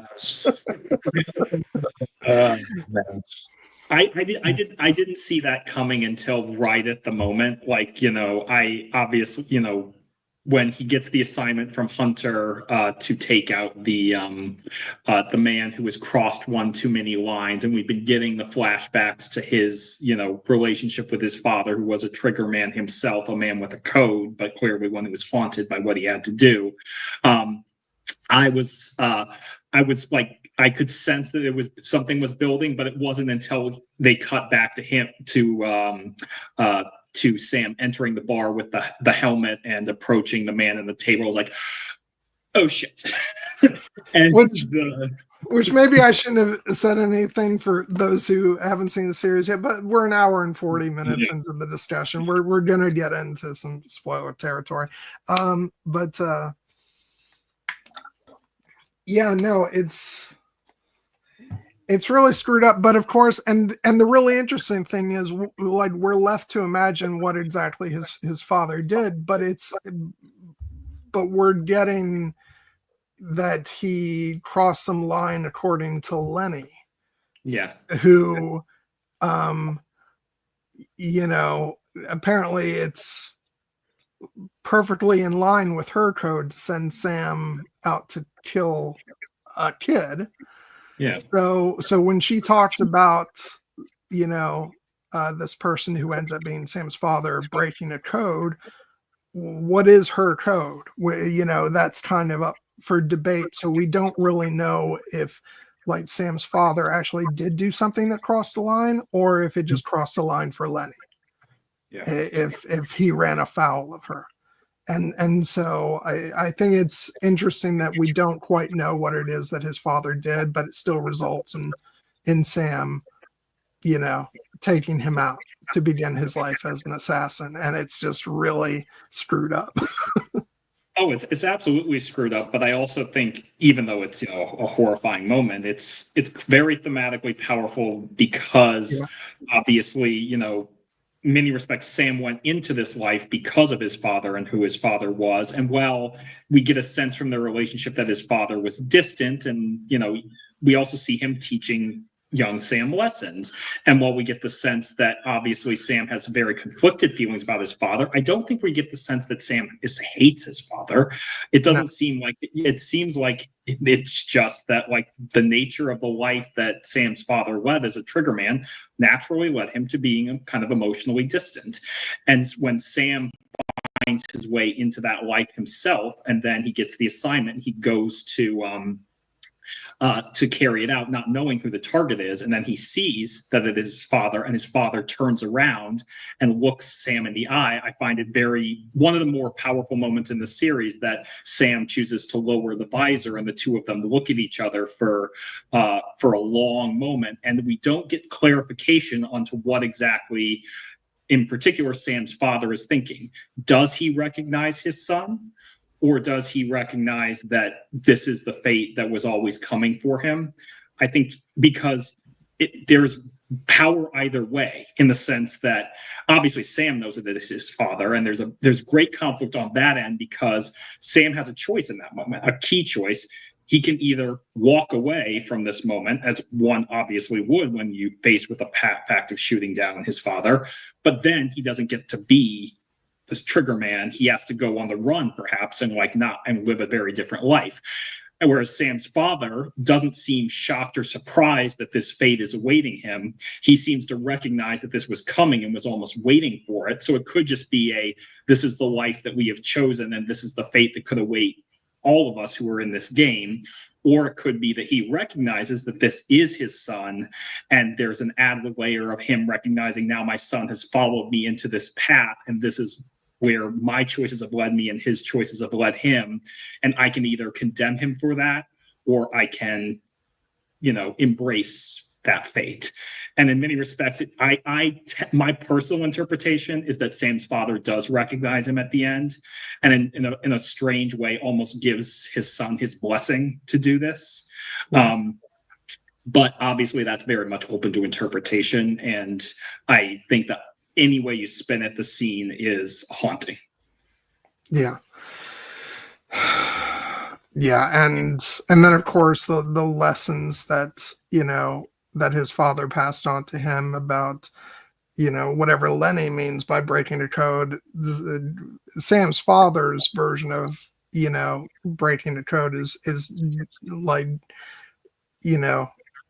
is just doing something that that like as Sam himself says, I never pulled a trigger that didn't make the world a better place. Now you can debate that, but as far from his perspective, and he got that from his father, and the notion of looking someone in the eye when you make that decision to pull that trigger, and that's what ultimately leads to where he can't pull the trigger on Hector as a young boy, and which in turn then puts him on the run, and and that's why, again, I say that kind of maybe gives you an idea of what kind of thing Sam's father might have done to run afoul of Lenny. The fact that it's left open to interpretation, can lead you to say, did he do something that was so horrific that he that seems less likely to my mind, given the quote unquote wisdom that he passed on to his son. And what seems more likely to me is that he maybe wasn't willing to do something. And so which creates a great mirror for both the story of the father and the son. But yeah, and speaking of Hector, this is a character who feels like his character is set up this season. He disappears for a stretch and comes back at the end, and he is clearly going to be playing a bigger part in season 2 as Sam's new employer. But I just love their dynamic, because the fact that Hector says, I didn't know whether, I forget the exact phrase because it's been about a week since I saw the final episode, but something to the effect of he didn't know whether he was his guardian angel or oh god, what was, if I had gotten to see the episode again, I'd be able to give you a direct quote, but there's something to the effect of either a devil or a guardian angel. And so it'll be interesting to see their dynamic. Sam is someone who killed his brothers but left him alive, and now and now they're working together. So it'll be interesting to see things between the two of them.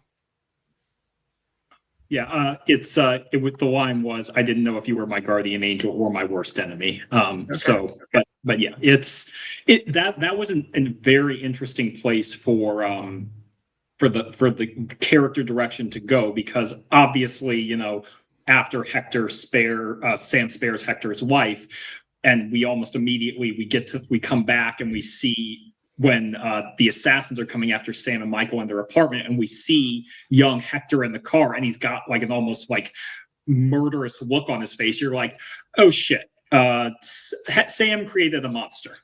And that's a monster he'll have to deal with in the future. And that's a direction the show could have dealt with. But it's actually quite interesting how they bring Hector back into the story, both in the fact that by chance he happens to be have knowledge of where Kai Ming is and becomes drawn into the web that way. But when Sam reconfronts him in the hideout where they have Kai Ming stashed, and Hector has the line about like, do you actually like want to kill me? And Sam frankly says no. And Hector, just said like, seems to accept that and walks out, and Sam lets him go.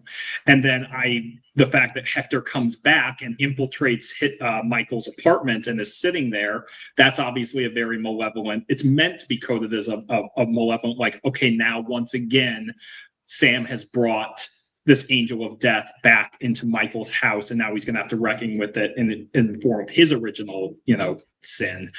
But then Hector has that actually very poignant monologue about the fact that, his brothers were cruel to him and, not good people, and he hated them in many respects, but they were still his brothers. And in many respects, Sam made Hector who he is, just as Hector, in a certain respect, made Sam who he was. And then when Hector offers him the job, it's like I didn't see it coming.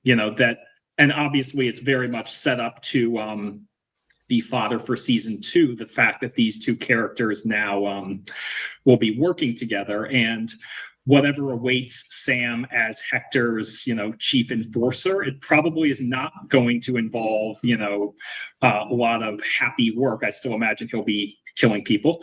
But in a weird way, it almost feels like these two could help each other become better people, perhaps. And Sam oddly, like, he seems to be okay with this. He goes to Lenny and is like, Hector offered me a job, and it's implied that, he's ready to take it, I was so shocked that Lenny came out of that confrontation alive. Yeah. Especially with that final glance between the two of them, I thought, I was like, oh shit. And I was just waiting for the trigger to be pulled. So we'll have to wait and see if that was a mistake or not. Yeah. I don't know. I mean, I could have seen it going either way, and the fact that like that Sam goes into there and he's like, I'm going to look you in the eyes, and if I believe that you are willing to let bygones be bygones, I will walk out of here without killing you, and if I don't, I won't. And then they just have that long, lingering look, and then Sam is finally like, okay, and holsters his gun and walks out. We are left it's left ambiguous, powerfully so.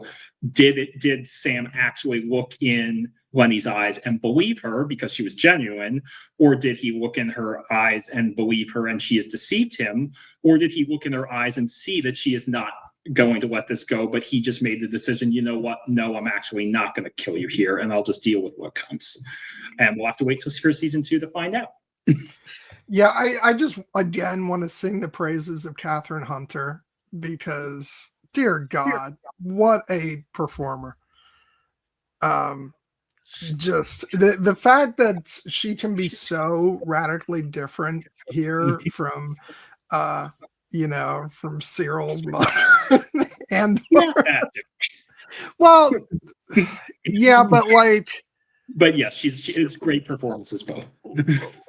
Like, yeah, she's like nails on a chalkboard in Andor in a great way. Like, I don't mean that as a put down of her performance, quite the opposite. Like, but she's just like, oh my God, I don't want to hear you talking. Please shut up. and here she's just so like you hang on every word she says, and you love their dynamic even as she's threatening him. Yeah. I suppose we'll have to wait and see for season 2 if Lenny has her own Uncle Harlow she's going to call.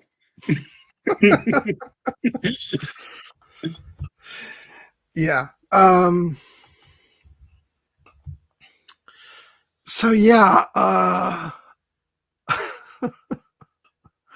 So I wanted to jump back and talk some more about Helen's story, but what were some aspects that we didn't Well, so I mean, one thing jump that, into. I think it's actually very telling, and that one of the aspects that we have not discussed in this spy mystery thriller very much, even as we've been singing its praises, is the actual mystery itself Yeah. of who killed Jason, Helen's lover. Maybe it's hesitation on my part of like not wanting to give too much away, even though we have given some things away. But yeah, no. Let's go ahead and talk some more about that. Just I obviously, as we discussed earlier, like the thing hanging over all of this is the death of the Chinese prime minister.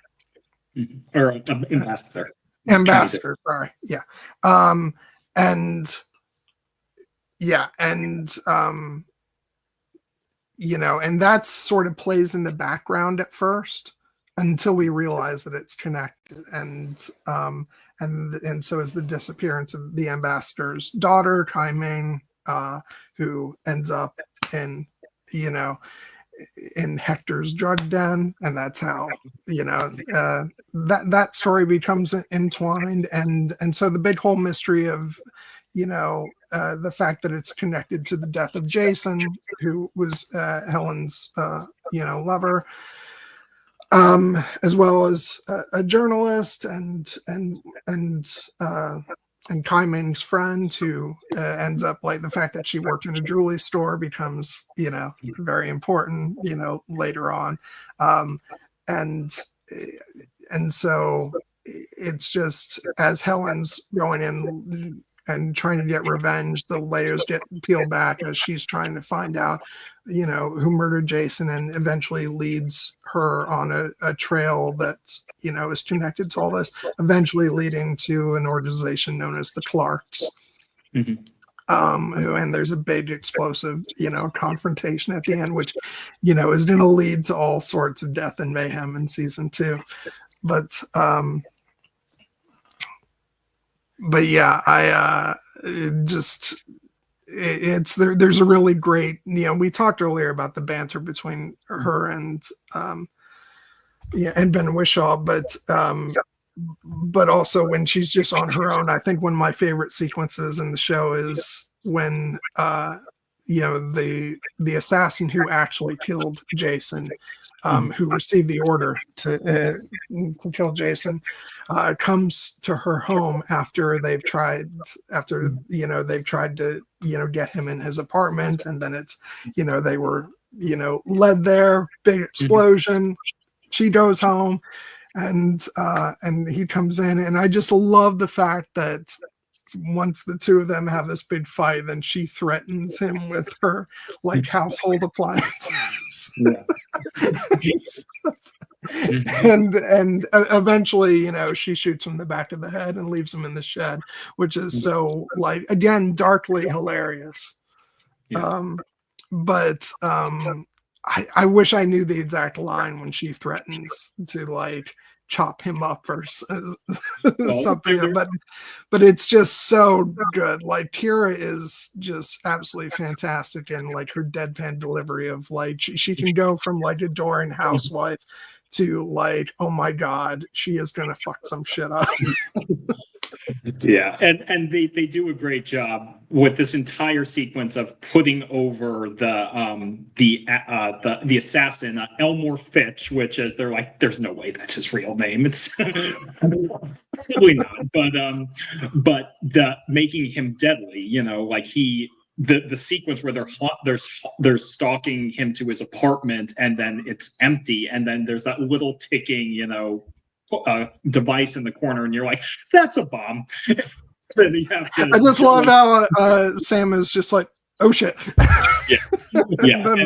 And then he shoots the window, and they jump out. And they go out, and they jump in the river, and Keira dislocates her shoulder and pops it back in. But the big thing is when Elmore actually tracks Keira to her house, and they have a duel to the near death in her kitchen, and this is where we really get to see in addition to the sequence where she's facing off against Kent and Williams early in episode 1, we get to see just how capable Helen is, and the fact that she is capable of taking down by the way, sorry to interject for a second, but like my dad was walking in and out of the room while I was, rewatching the episodes today.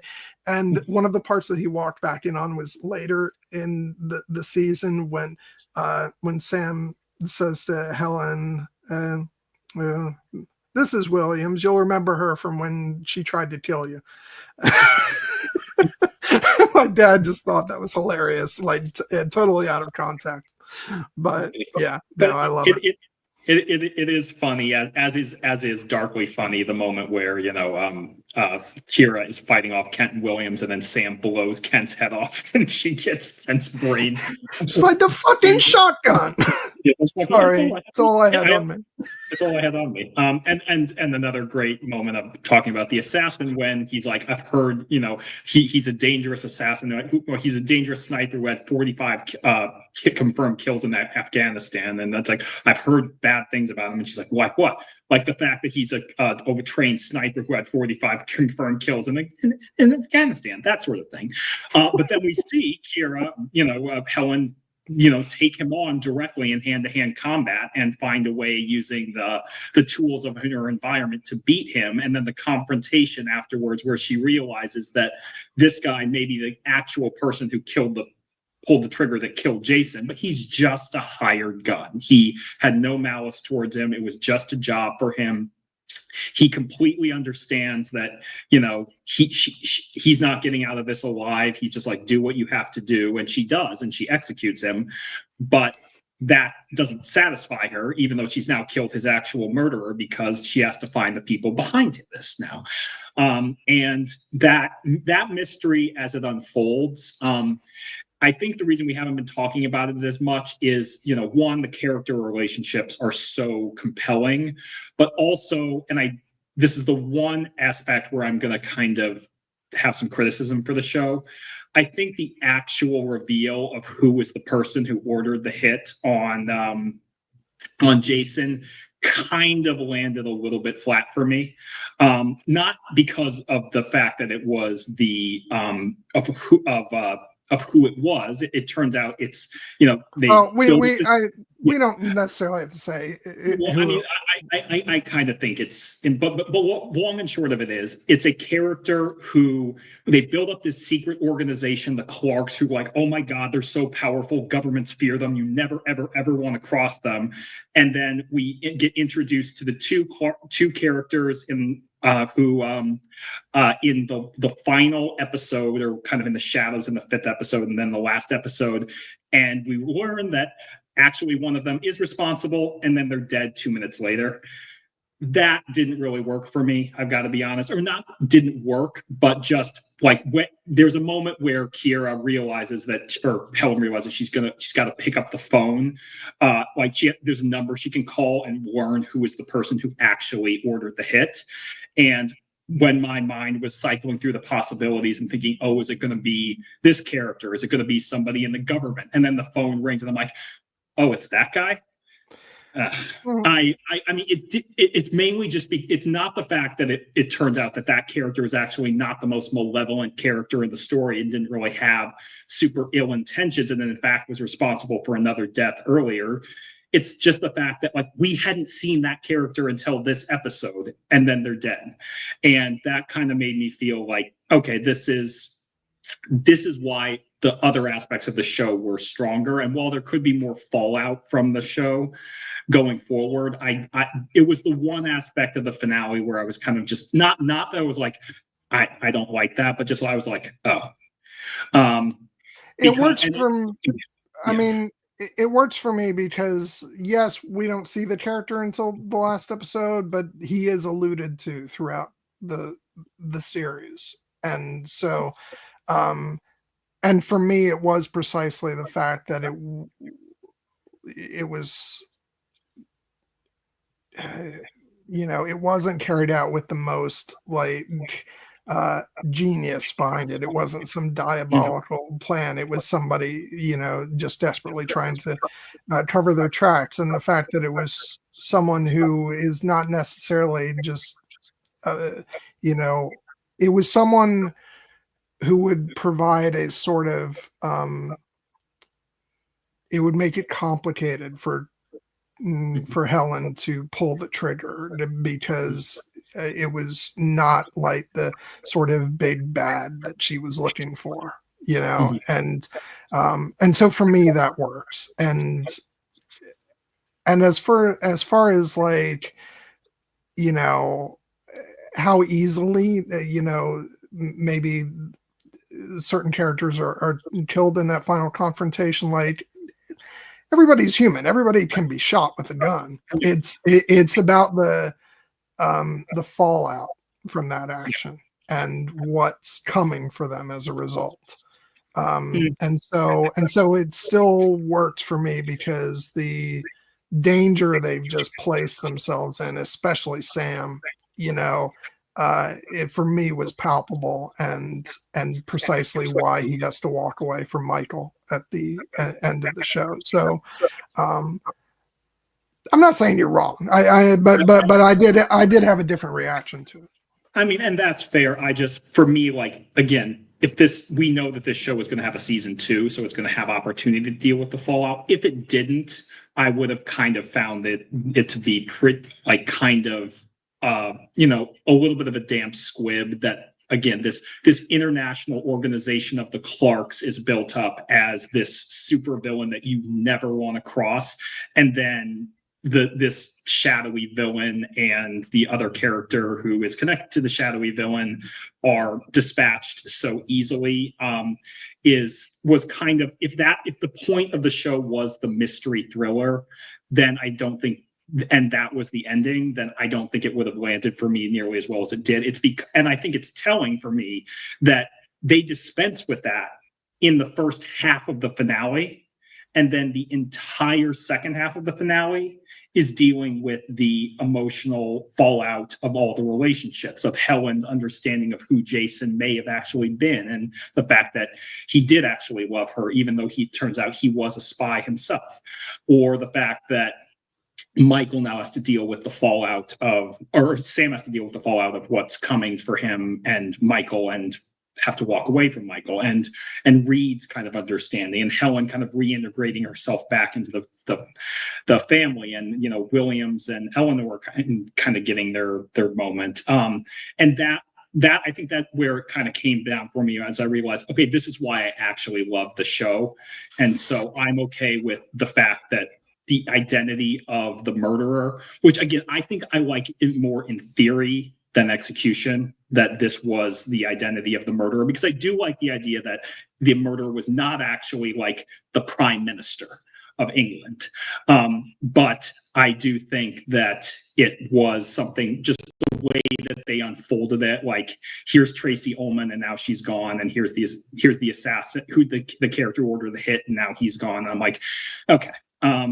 Maybe it'll work better for me on rewatch. I just didn't. See, here's the thing, though. But I think if it had been a quote unquote like more important character, like, it would have made it easier for Keira or Helen to pull the trigger. I think the entire point for me is that it sets up a moral dilemma in that moment. And to me, that is what's interesting about the scene. It's not the resolution of the mystery, and I don't think that that's intended to be the focus of the scene. I think when you get right down to it, it's about what is Helen going to do in that moment, and that is the entire what the scene turns on. And I think that actually was another aspect of it that perhaps didn't work as well for me, is the fact that we don't get to see Helen make that choice. She has to struggle with making the choice, and then Sam makes it for her. See, you're seeing something big here, folks. Jared and I are disagreeing on something. I think that the fact that Sam does that to save Helen. I know he does. And And for me, like, that then tells you so much about Sam as a character, the fact that he in that moment is doing something that he wouldn't do in the past. And so I think that that's incredibly powerful. And so and you wouldn't have had that if Helen then is allowed to make that decision herself. It's so I don't know. It's you know, yeah, it's fine. We won't agree on everything, but we're gonna have to agree to disagree on this. Not because I don't think that perspective is valid, and not again that I don't think it was a fair choice for the show to make. I just have to be honest. In that moment, I felt kind of a little bit of a letdown at first at the fact that this is how this mystery is going to play out, and then at the fact that the protagonist of the show gets to a central moment of a central conflict, and as she is wrestling with what to do, the choice gets made for her. That didn't land for me. But as we've discussed earlier, the show does not have a central protagonist. It has two central protagonists. It does, but this was Helen's story, was stating that she wanted revenge on the man who killed her lover, and then she gets to the point where she has the opportunity to take that vengeance or not, and then Sam makes that choice for her, and in the process damning himself. Well, damning himself, but that doesn't speak to what the resolution that Helen needs to go through in that moment. Helen ultimately she gets her resolution in the aspect of the idea that was vengeance actually going to satisfy her, or her relationship with Jason that comes later. This particular aspect of her, stated that, and maybe it's just the fact that what I tend to like when characters have the opportunity, they're faced with an opportunity to essentially betray their moral code or not, and Helen gets to the point where she has to determine if she's actually going to take the life of this person, and then she doesn't have to. And it makes me wonder why that was the direction that they went, when ultimately that was one of the central spines of her story. And it's just something I didn't think was executed as well as it could have been in that moment. Sam comes to the conclusion in that moment that Helen is about to do something she's going to regret. And he saves her from, and so his action is him trying to save her from that. So, and for me, that's about both of them. It's not him necessarily taking away something from her. It's about their joint story and his love for her. Mm-hmm. And so, but that's fine. Like said, and it's actually a good thing when we are on. Sort of have opposing viewpoints on a certain thing. I think it fills our audience with confidence that that we're willing to actually disagree on some points. Yeah, and again, to be fair, I've only watched the series once. When I watch it again, knowing that this is the resolution, I'm confident it'll work better for me. I think that this is, again, ultimately what it came down to is, knowing that this is a mystery thriller, and knowing that this is, Keira Knightley as, the protagonist. Yes, Ben Whishaw is unquestionably a co-lead, and they are a unit, but this was her moment of central conflict for her, and I just didn't respond to the fact that this was the way that they chose to have her character reckon with that final conflict. She effectively is, in that moment, it's not that she has made the decision or she's not made the decision. She is in the process of making the decision, and then another character makes the decision. It just that's not something I'm ever going to like in storytelling when it comes to the protagonist, but I understood what the why of the story after the fact, and it was more that once we got to the emotional fallout, like this everything with her and Reed in the next scene, and her like choosing to let Jason go on the bench later, that all worked like dynamite for me, and I think it just made me realize that those were the aspects of the show that I loved more than this particular choice. And that's fine. We'll just agree to disagree on this point. And something else that I want to talk about, I alluded to it earlier, is, in episode 5, we get that great showdown between Helen and Danny, the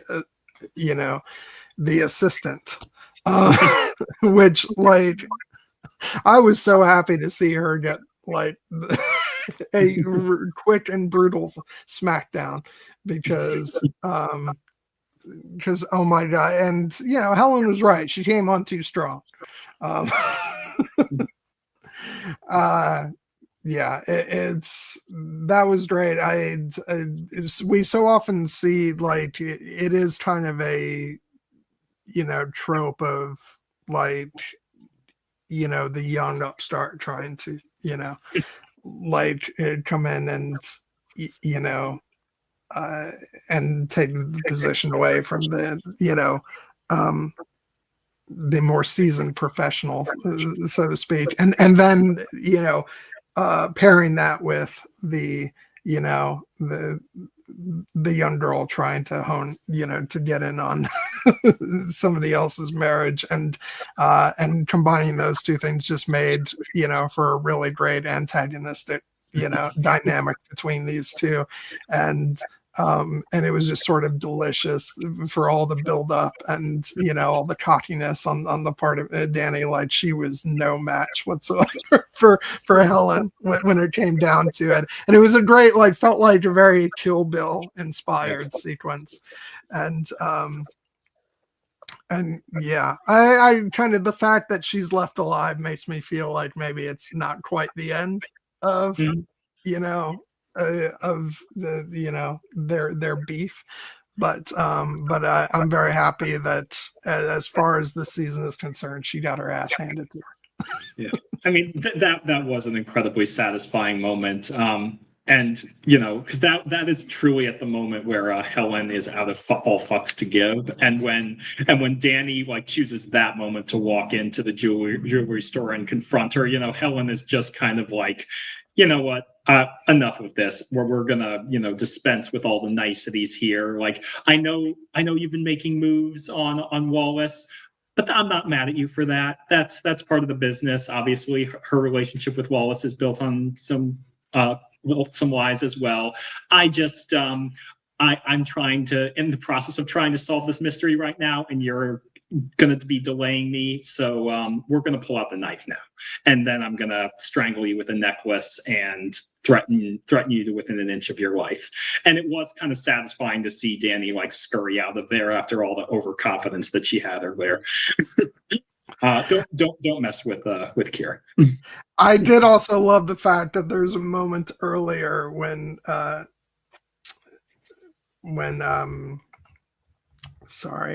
Reed says to Helen, "No more knife fights." Then the fact that it comes back around to this scene where it's like, oh yeah, we're getting some more knife fighting, and it's going to be badass. Yeah. I did love the behind the scenes, the story that when the series kind of started off development, Keira really wasn't going to be doing any kind of like big violence or like fighting, and then as the production went on, she was doing more and more of that until Helen just was, being a total and complete badass. So I'm happy that's the direction they went in, because it's about time we saw some of that from Keira. Yeah. No, it was a selling point of the series, in the trailers where we were getting to see her, fight quite capably as she has in other movies, but like this is a much more like down to earth kind of visceral fighting rather than having sword fights with undead pirates on the deck of a swirling whirlpool. So yeah, it was well choreographed action as well. I love it when they like have to use the environment to gain an advantage, and the fact that ultimately Helen is much more experienced than Danny, and then when she calls Reed up afterwards, I love her reactions. Like, seriously, you told me like I needed to be killed, and this is who you sent after me. Do better next time. Oh God! I was gonna say, as far as like Pirates of the Caribbean fighting, she did also get some like really great close quarters fighting in Dead Man's Chest, Yes, she did. on the island with the double swords and stuff. Yes. So yeah. But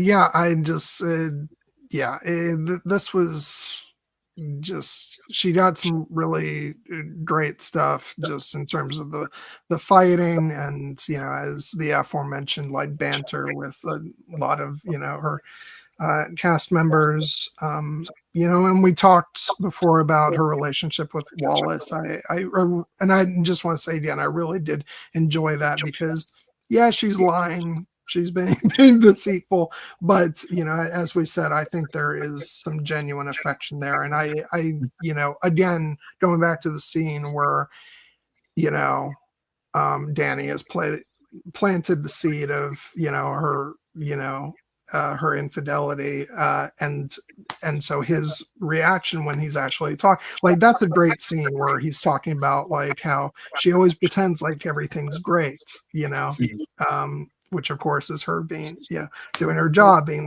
the spy, and making sure that their marriage is a happy one, but like, he's aware of the fact that everything's not perfect, and he wishes they had like some acknowledgement of that, and the fact that he really wants to try at their marriage, and that he talked about how he was just instantly totally in love with her from the first moment, which like we can identify with. It's like in both cases, and in Wallace's case, and as well as also in the case of Jason. Like, I went through this series being like, I get it, man, I get it. And but the fact that he says, he loves her, and and you fight for what you love, and it just felt like, again, poor guy. I really am kind of like feeling for him, and wishing him the best, even though he's he's being used left and right. But yeah, it will be interesting to see if, and I feel like this has to happen eventually, where he finds out about Helen and what their dynamic might be at that point. No, that feels like very potent season 2 storyline, now that we again suspect that Wallace is probably in line to become the prime minister, and Helen will still be in position as his wife, feeding secrets to the Black Doves organization. And also, this is something I did not realize on my first watch, but I had the niggling suspicion because, in Reed's final scene, there is a woman who's sitting on her couch, and when you take a closer look at her, you realize, oh shit, that's their nanny. Their nanny is also a Black Dove who is spying on them. Oh, is that who that is? Okay, see, because I haven't watched the final episode again yet, I know on my initial viewing, probably because there had been over a week in between watching the finale and when I had seen the other episodes, I was like, wait, who's that? So thank you for saying that, because but now I have to go back and and watch it all over again, and because, man, then can be a whole different read on on some conversations. Yeah. Yeah, Wow. no, the character of Marie, played by Molly Chesworth, and like she's just always kind of in the background of all those domestic scenes between Helen and Wallace, and then all of a sudden, like there's a character there at the end with Reed, and I did almost a little double take, but I didn't put it together immediately, and then after, oh shit. Well, then that's the question: does Helen know that? Yeah. Or I don't think she does. That seems like, given the fact how suspicious Helen becomes of Reed over the course of this series, if she knew that her nanny was an agent working for Reed, I don't think she would have let her be in the house with her children. So, but there's also a question. Well, and it totally makes sense that if she's lined up one potential replacement for Helen, then there would be others, Yeah. and we're better to position one of them than as the nanny. Yeah. So that's horrible. God, dastardly fucking Reed.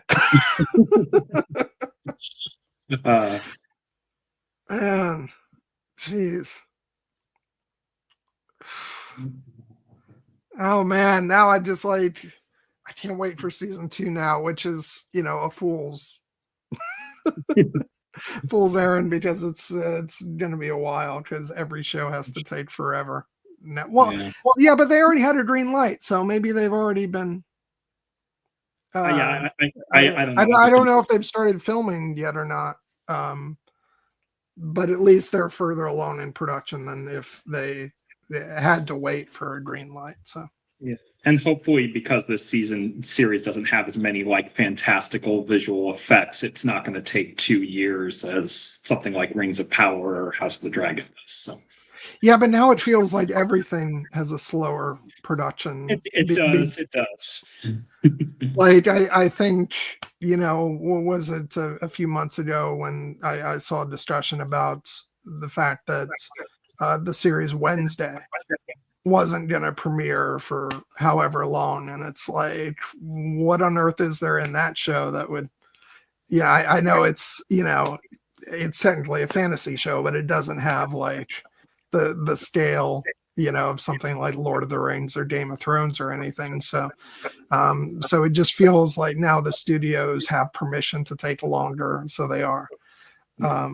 And it'd be nice if that wasn't the case with this show. I'd like to have the new season, either later this year or early next year. It would be nice. It would be nice. So would many things. Yeah.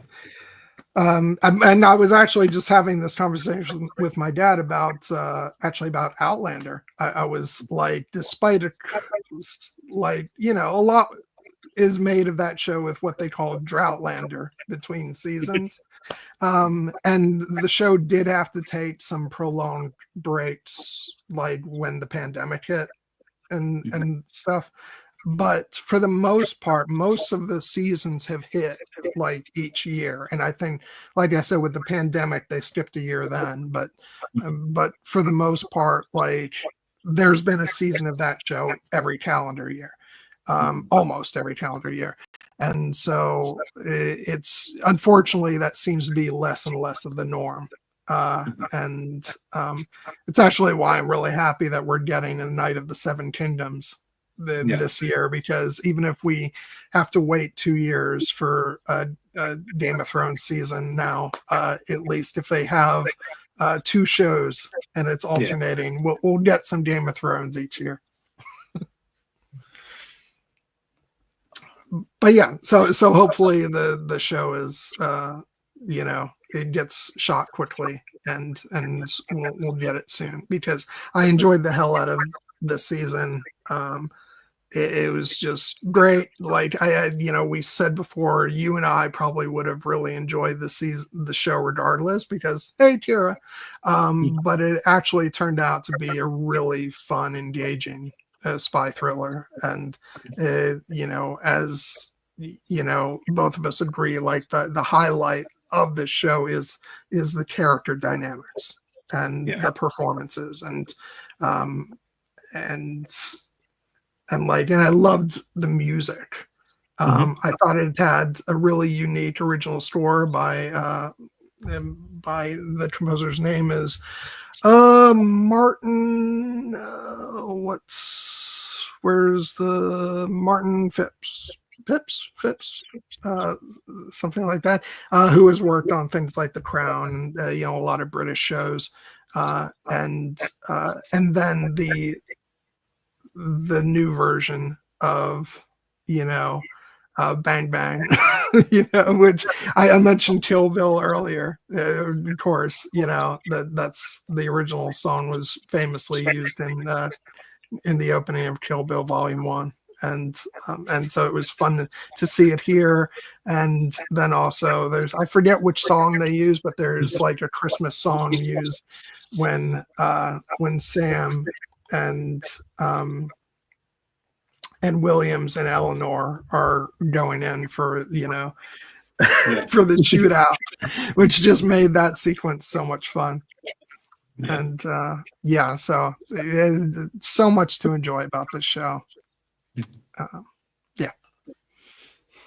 No, I mean, I feel like, because it does feel like we might be kind of approaching the end here, I do want to make sure we talk about a couple of other scenes that I thought were just great. One of which is one of the highlights of the entire series for me. It's the scene in episode 4 in the car between Sam and Keira, where they both Sam and Helen, where they've just both kind of been shaken by the revelations of everything that has happened. And Helen at this point is kind of questioning, how much she knew about Jason, and the fact that like she was ready to like leave with him and like give her life to him. And then did she know him at all? And did he know her at all? And she has that like very poignant and beautiful, like monologue, and then culminating in the line that like maybe it was just a new page that I could write another lie onto, but it felt like love. And the fact that it comes back in the final sequence between her and Reed at the end, where she gets the information about Jason, that he was a spy working for MI5, and he was, in many respects, had been set up to investigate many people who could be leaks, including her. And then it seems like he probably did identify that she was a leak, partially because she told him, but that he ultimately kept that out of his report. And again, the line that Reed has of like, then that seems a bit like love to me. And just the look on Helen's face, on Keira's face in that sequence, it's like, that's some of her best facial acting in the series, and honestly in her career. Just the way the camera lingers on her, allows her to process that information and take its time. And I just thought that was like excellent. And that was one of the highlights of the finale for me. And then also just and like, again, similarly on the ideas about the emotional cost of like the lives that these people lead. There's another absolutely beautiful scene in, I think it's episode 5, when in rather humorous fashion, Williams, having been shot, and that's an area of comedy gold all into itself, just how casual she is about having been shot. But now then she's hopped up on tramadol, and she is kind of just pouring her heart out to the character of Finn. We haven't mentioned the American CIA operative who's at the heart of the mystery as well. But she's basically bemoaning the fact that she had told Eleanor that it should be every woman for herself, and then she's recognizing that that's not actually what she wants. And she has the line, it's not all business, it can't be, not with the cost of it all. And for a psychopath, that's some pretty good emotional insight, and then it pays off again in the finale with that wonderful scene where she goes to free Eleanor, and Eleanor is kind of like, seems rightfully like miffed, and then she's like, all that thing I said about it being every woman for herself and we shouldn't, it should be all business, I decided that was a bunch of crap and I didn't mean it. And Eleanor's like, okay. And then they go off and have their happy dinner with Kindman. So it was, again, the relationships were the strongest part of this series. And I think that those scenes in particular were just examples of where I thought that the character work over the course of the entire series paying off in the climactic final moments was, perfection.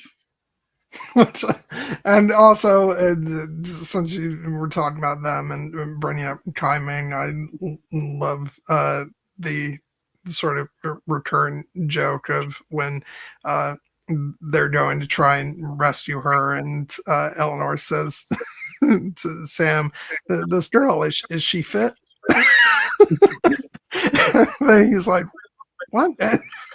And then when they find her, she's like, "She is fit. I wouldn't have killed you to say so." Yes, that's yeah. Again, Eleanor was just a source of comedy gold, as was Williams. Like the moment where she's like, she tells Kaiming to go lie down in the bathtub, and she's like, "Should I run it?" And she's like, "Yeah, that's a nice idea. Run some fucking bubbles in there." And also, like, do you believe in? Are you religious at all? No, not really. Might be a good time to dabble. Oh God, yeah, and like we didn't really talk about Kai Ming that much because we don't really get to delve that much into her character, but she has a lot of like funny reactions. There's a great dynamic set up between the three of those characters, and yeah, it's. But yeah, I think one of my favorite moments with Kai Ming is where she, they've rescued her, but she's passed out on the bed, and then they're all in the middle of a conversation, and she just, suddenly wakes up with a screech, and she's like, "Who the fuck are you people?" Yeah. Oh God. But yeah, no, it's. Like I was saying, just a great series with a fantastic cast. You mentioned real quickly that the character of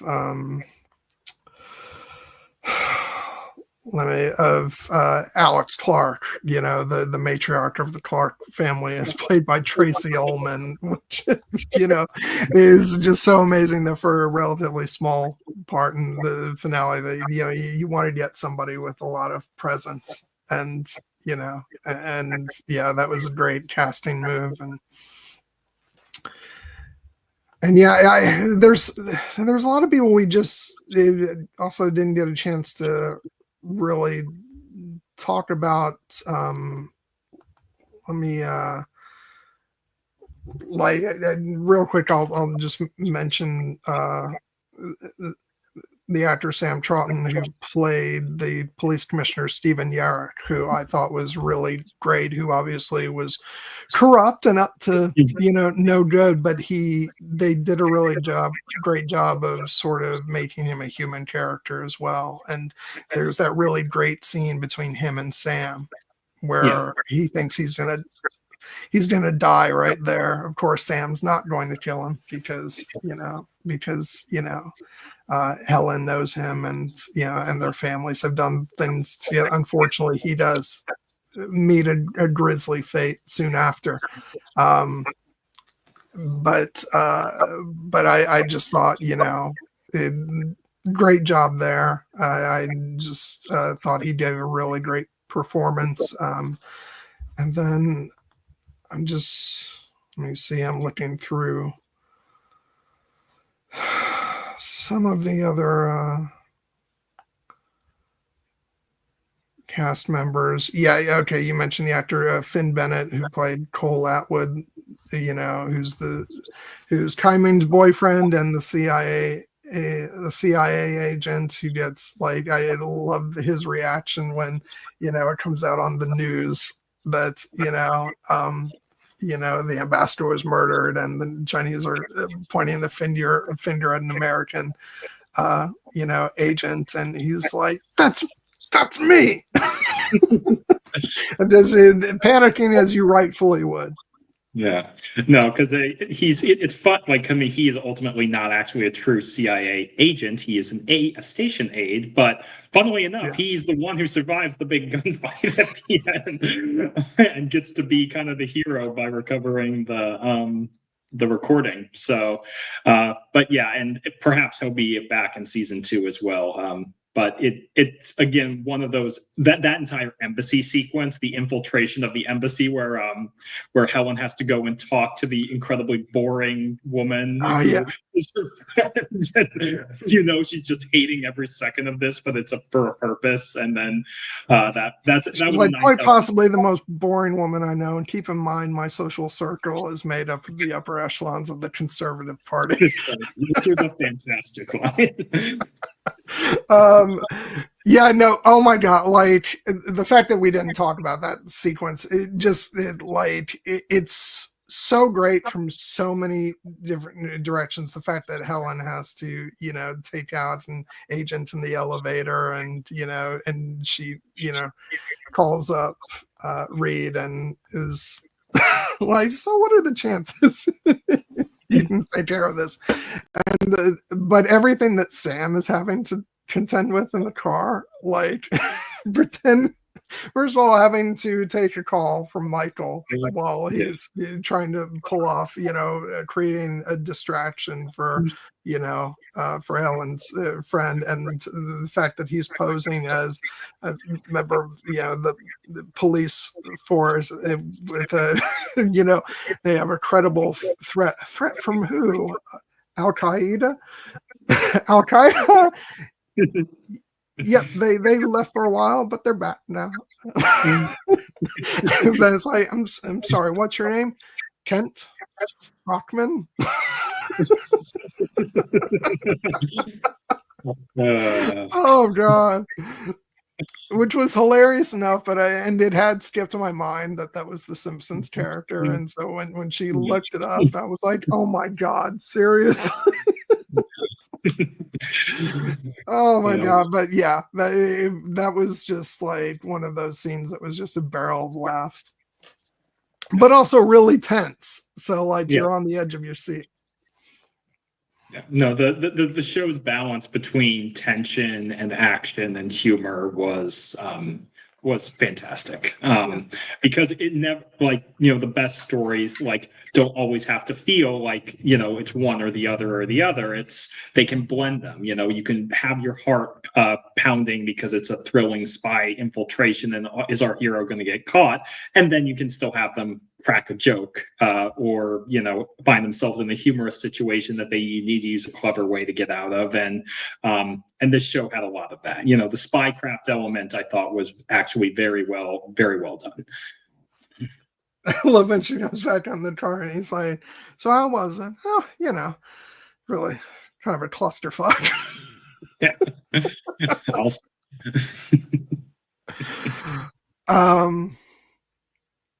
Oh, and one other thing I want to mention is like the thing that gets said both ways between them when they're talking about their respective relationships and things that they've done, and one of them would say, well, that was silly, and then the other one goes, wasn't it just?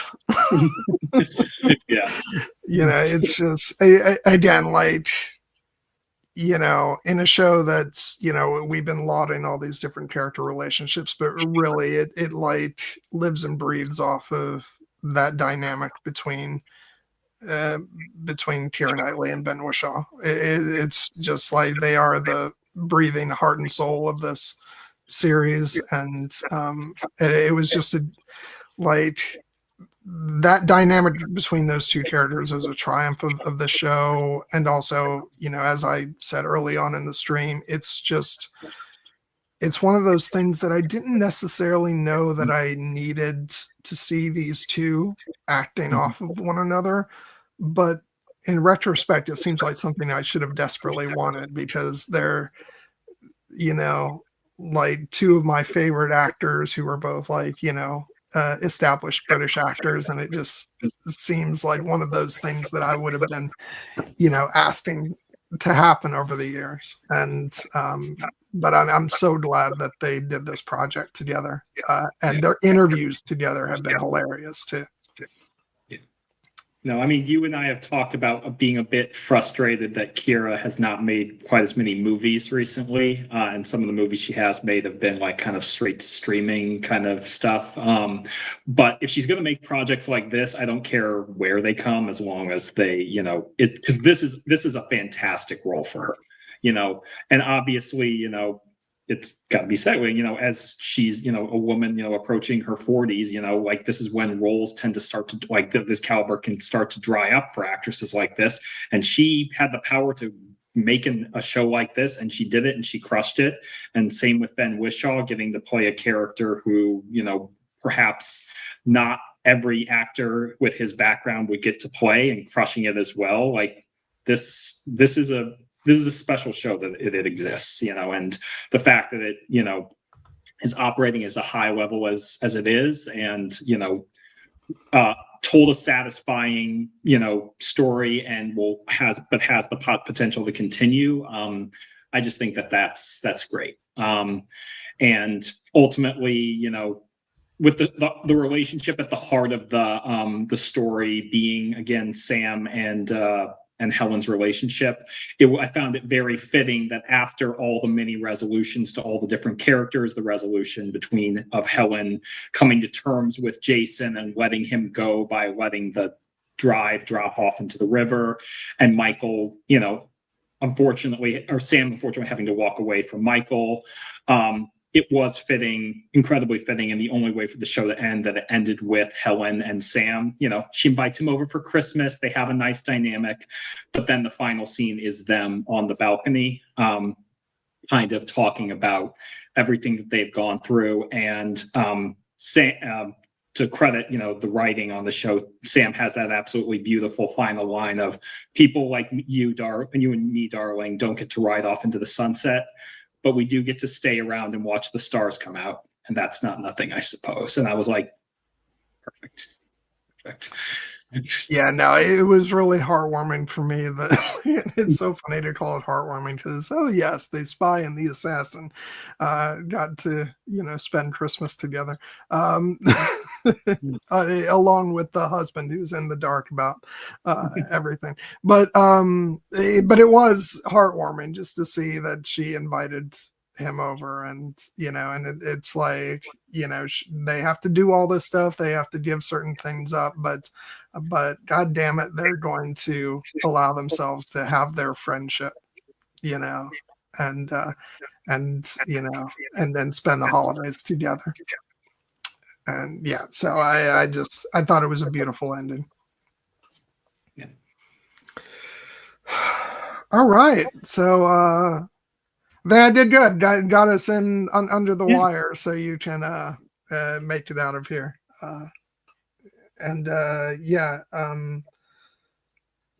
Thank you for those who stayed tuned in to watch this. If you haven't seen the series yet, you know, please give it a watch. As we've been saying, it's a great show, lots of fun, interesting, with great acting, writing, all that stuff. And I think it does have the potential to be like it's been doing really well thus far. And I think the fact that there will be a season 2, I think, like, and this is another one of those great things you were just talking about, the fact that some of the stuff Keira has done, as acclaimed as it has not necessarily been things that are like, you know, break through into the pop culture in a big way. But this does have the potential to be something of a breakout hit, especially as, you know, when season 2 comes around. I think that there will be a lot of people who will recommend this based on this first season, and the fact that it has been getting a lot of views. So so fingers crossed for that it has an even bigger success next season. But yeah, just sort of recapping, you know, what we talked about in the mid-roll. We got some fun stuff coming up this year. Next week, we'll be doing our 10th anniversary discussion of Interstellar. The week after that, we'll be talking Star Wars Skeleton Crew. and then it's really it's kind of up in the air, but we do have like there's some stuff that we talked about, on this stream, just the fact that we still have to get back around to the Back to the Future sequels. And the fact that we talked about earlier that there's going to be an Amadeus miniseries, which came as a big fun surprise for me. I don't know when it's going to come on the air, but it creates an excuse to do another discussion of the film Amadeus, which you weren't a part of originally. So it'll be great for us to get to chat about that. And lots of anniversaries this year. At the end of the year, we're going to talk about Pride and Prejudice again, and probably talk about the 95 miniseries as well. That's the plan that we were talking about. And Star Wars, we're going to get back to Star Wars, and continuing, and then just certain anniversaries that just to throw one out there that I know we're looking forward to, because we did kind of, we had our conversation about Gladiator 2 and, how it, Ridley Scott has had some hit or miss. We're going to be talking about peak Ridley Scott when we talk about Kingdom of Heaven and its 20th anniversary in May. So. Yeah, that for me, not to, I don't want to get into, what's better, but for me, Kingdom of Heaven, namely the director's cut, has always been Ridley Scott's true successor to Gladiator, especially because it was made in kind of the same era. It was just 5 short years after Gladiator. And so, that's going to be so much fun. And honestly, there were a lot of, great movies in 2005 that we could, talk about. I don't know if we've ever talked that much about your opinions on Terrence Malick, but I actually would be interested, depending on how much you like or don't like the movie. The New World is a big favorite of mine. But of course, we should probably talk about that because I've actually never seen it. I've always wanted to. It actually would be a good because my opinions on Terrence Malick movies vary in the sense that I think that he's obviously a brilliant artist, but obviously he has a very specific style, and his movies sometimes can be a little bit esoteric for people. But I tend to I think that The New World is one that is supposed to be a little bit more, accessible, at least in that it's a story that has, kind of a more of a narrative through line on that front. So I'd be down to do that, but we'll figure out a time. We're just the long and short of it is we're gonna have to sit down and talk about the scheduling and everything, because there are movies that I think would be great to discuss. And I just realized in terms of 10th anniversaries, Ex Machina is going to be a 10th anniversary coming up, and that one I think we talked about. So the problem isn't going to be us having enough stuff to talk about. It's going to be figure out when we want to fit all this stuff in, because we also are going to have to, take some weeks off lest we, burn ourselves out. But I think that as kind of been evidenced, you and I will always find something that we love to discuss, and we'll never get tired of having these types of conversations. And so it's just a matter of, keeping the good thing going. Oh God! And you just make me think of 10th anniversaries. Now, 2015 was another great year. You got, speaking of Star Wars, that's of course when The Force Awakens came out. There's all my top movies for that year: Brooklyn, Carol, The Hateful Eight,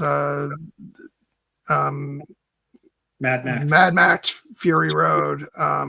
It's just and actually a movie that has risen in my esteem a lot over the years. It's not quite the same as those films, but a film that I'm actually quite a big fan of is Steve Jobs with Michael Fassbender. I would happily talk about it. Yeah, I feel like that's a massively underrated movie. Maybe not by critics, because I think critics were on board with it, but but I think that it was sort of underappreciated. Maybe like there's probably some rightful criticisms of, if you want to look at it as a piece of history, but as a dramatic film, I think it's absolutely incredible. So yeah, that's one that I think I'd like to talk about. But like we said, there's going to be so many choices, and we really have to sort of sit down and figure out the timing of everything. But yeah, so that's a taste of things that we'll be getting around to throughout this year, and it should be an eventful year. We'll see if as we get around to later in the year, I may be doing this from an entirely different location, as yet to be determined. So so we'll see. But yeah, so that's it. Anything you want to mention before we wrap up? No, just it's great to be back, and I think that we are with the Knights of Keira being a staple of our channel. It was fitting that we started the year out with a Keira Knightley project, but our goal always will, even though we have certain touchstones like Star Wars, like Lord of the Rings, like Keira Knightley, like Christopher Nolan, who we'll be talking about next week. Our goal is ultimately to try and have a diverse range of things that we discuss. So, and fortunately, both of us have, diverse tastes in movies that we love. So, stay tuned, and we'll hopefully, and if you want to go on the journey with us, feel free to subscribe to the channel so you can stay up to date on what's coming up. Yeah. I thought I just had something else that I wanted to mention, but then it went out of my head. So, so if I think of it next week, I'll be sure to mention.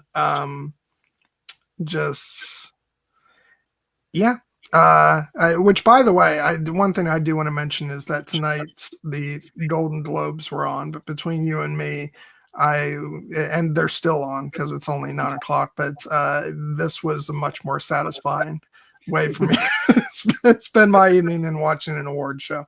So, so yeah, but yeah, I think that's it. Yeah, I was searching for whatever it was that was crossing my mind, but no, we actually may do an episode at some point in the next month or two that maybe takes a look back at 2024. Maybe we'll talk about some of our favorite films, because I have a lot to recommend. You and I talked about how my list was a bit more quote unquote mainstream than it has been in previous years, but that I was completely happy with that. It felt kind of refreshing, as a matter of fact. But I'm still sure that I've made some decisions that certain people will, stare blankly at me for. And you know what? To that, I say, I don't care. Because, and our last stream of last year was The Lord of the Rings, The War of the Rohirrim. And despite discourse that may or may not have been happening with that, I stand by that as one of my favorite films of last year, along with some other choices that we'll dive into in due course. But yeah, I thought last year was a fun year for movies, just not so much with the not as much with the awards fair as for me personally as in past years. Yeah, and for me as well. Again, because of me starting a new job and moving and things, and just the demands on my time, I didn't get to see as many movies last year. But I would love to have the opportunity to catch up on some of the highlights from last year, because there were a lot of great movies. It was just, as you said, perhaps more in the the more mainstream than some of the awards fair that is currently being celebrated on the Golden Globes. But you know what? That's okay. We had Oppenheimer last year.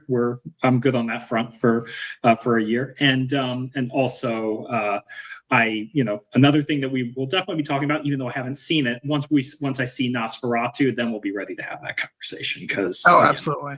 I think I will say though, I think that my top 3 movies for the year, even though I had some debate about what actually was coming in at number 3, I feel like my top 3, like, across the board equally, like, great movies for last year were Dune Part 2, Wicked, and Nosferatu. Awesome. So yeah, it's those for me. If you asked me to pick between those 3, I wouldn't be able to. I know I sort of said that Wicked was kind of coming out on top, but then I went back and revisited, a bit of Dune Part 2, and then I saw Nosferatu, and I'm like, you know what? Screw that. There were a lot of great movies that just thrilled me to no end last year, and I'm like, yeah, I don't need to put one on top or anything like that. But yeah, okay. I think we're all done. Anyway, please come back next week for our discussion on Interstellar, which God only knows how long that'll go for. Yeah, no dinner plans for me on that weekend because we're gonna have to go long on.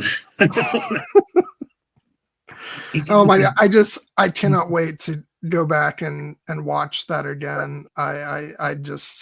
I know it's a cliche because it's like the standout sequence for the movie, but I get chills just thinking about watching the docking sequence. Yeah.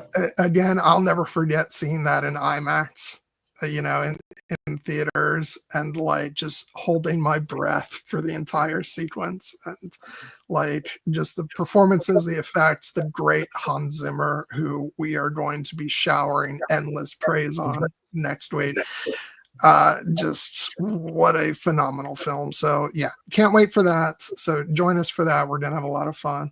And yeah, until then, just I hope you guys had fun tonight, and and go watch some fun stuff, see some movies, watch Star Wars Skeleton Crew if you haven't been, because that's a lot of fun too. So until next week, hope you all are doing well, and have a fun night. The Knights of Keira have adjourned for now. Yeah. Good night.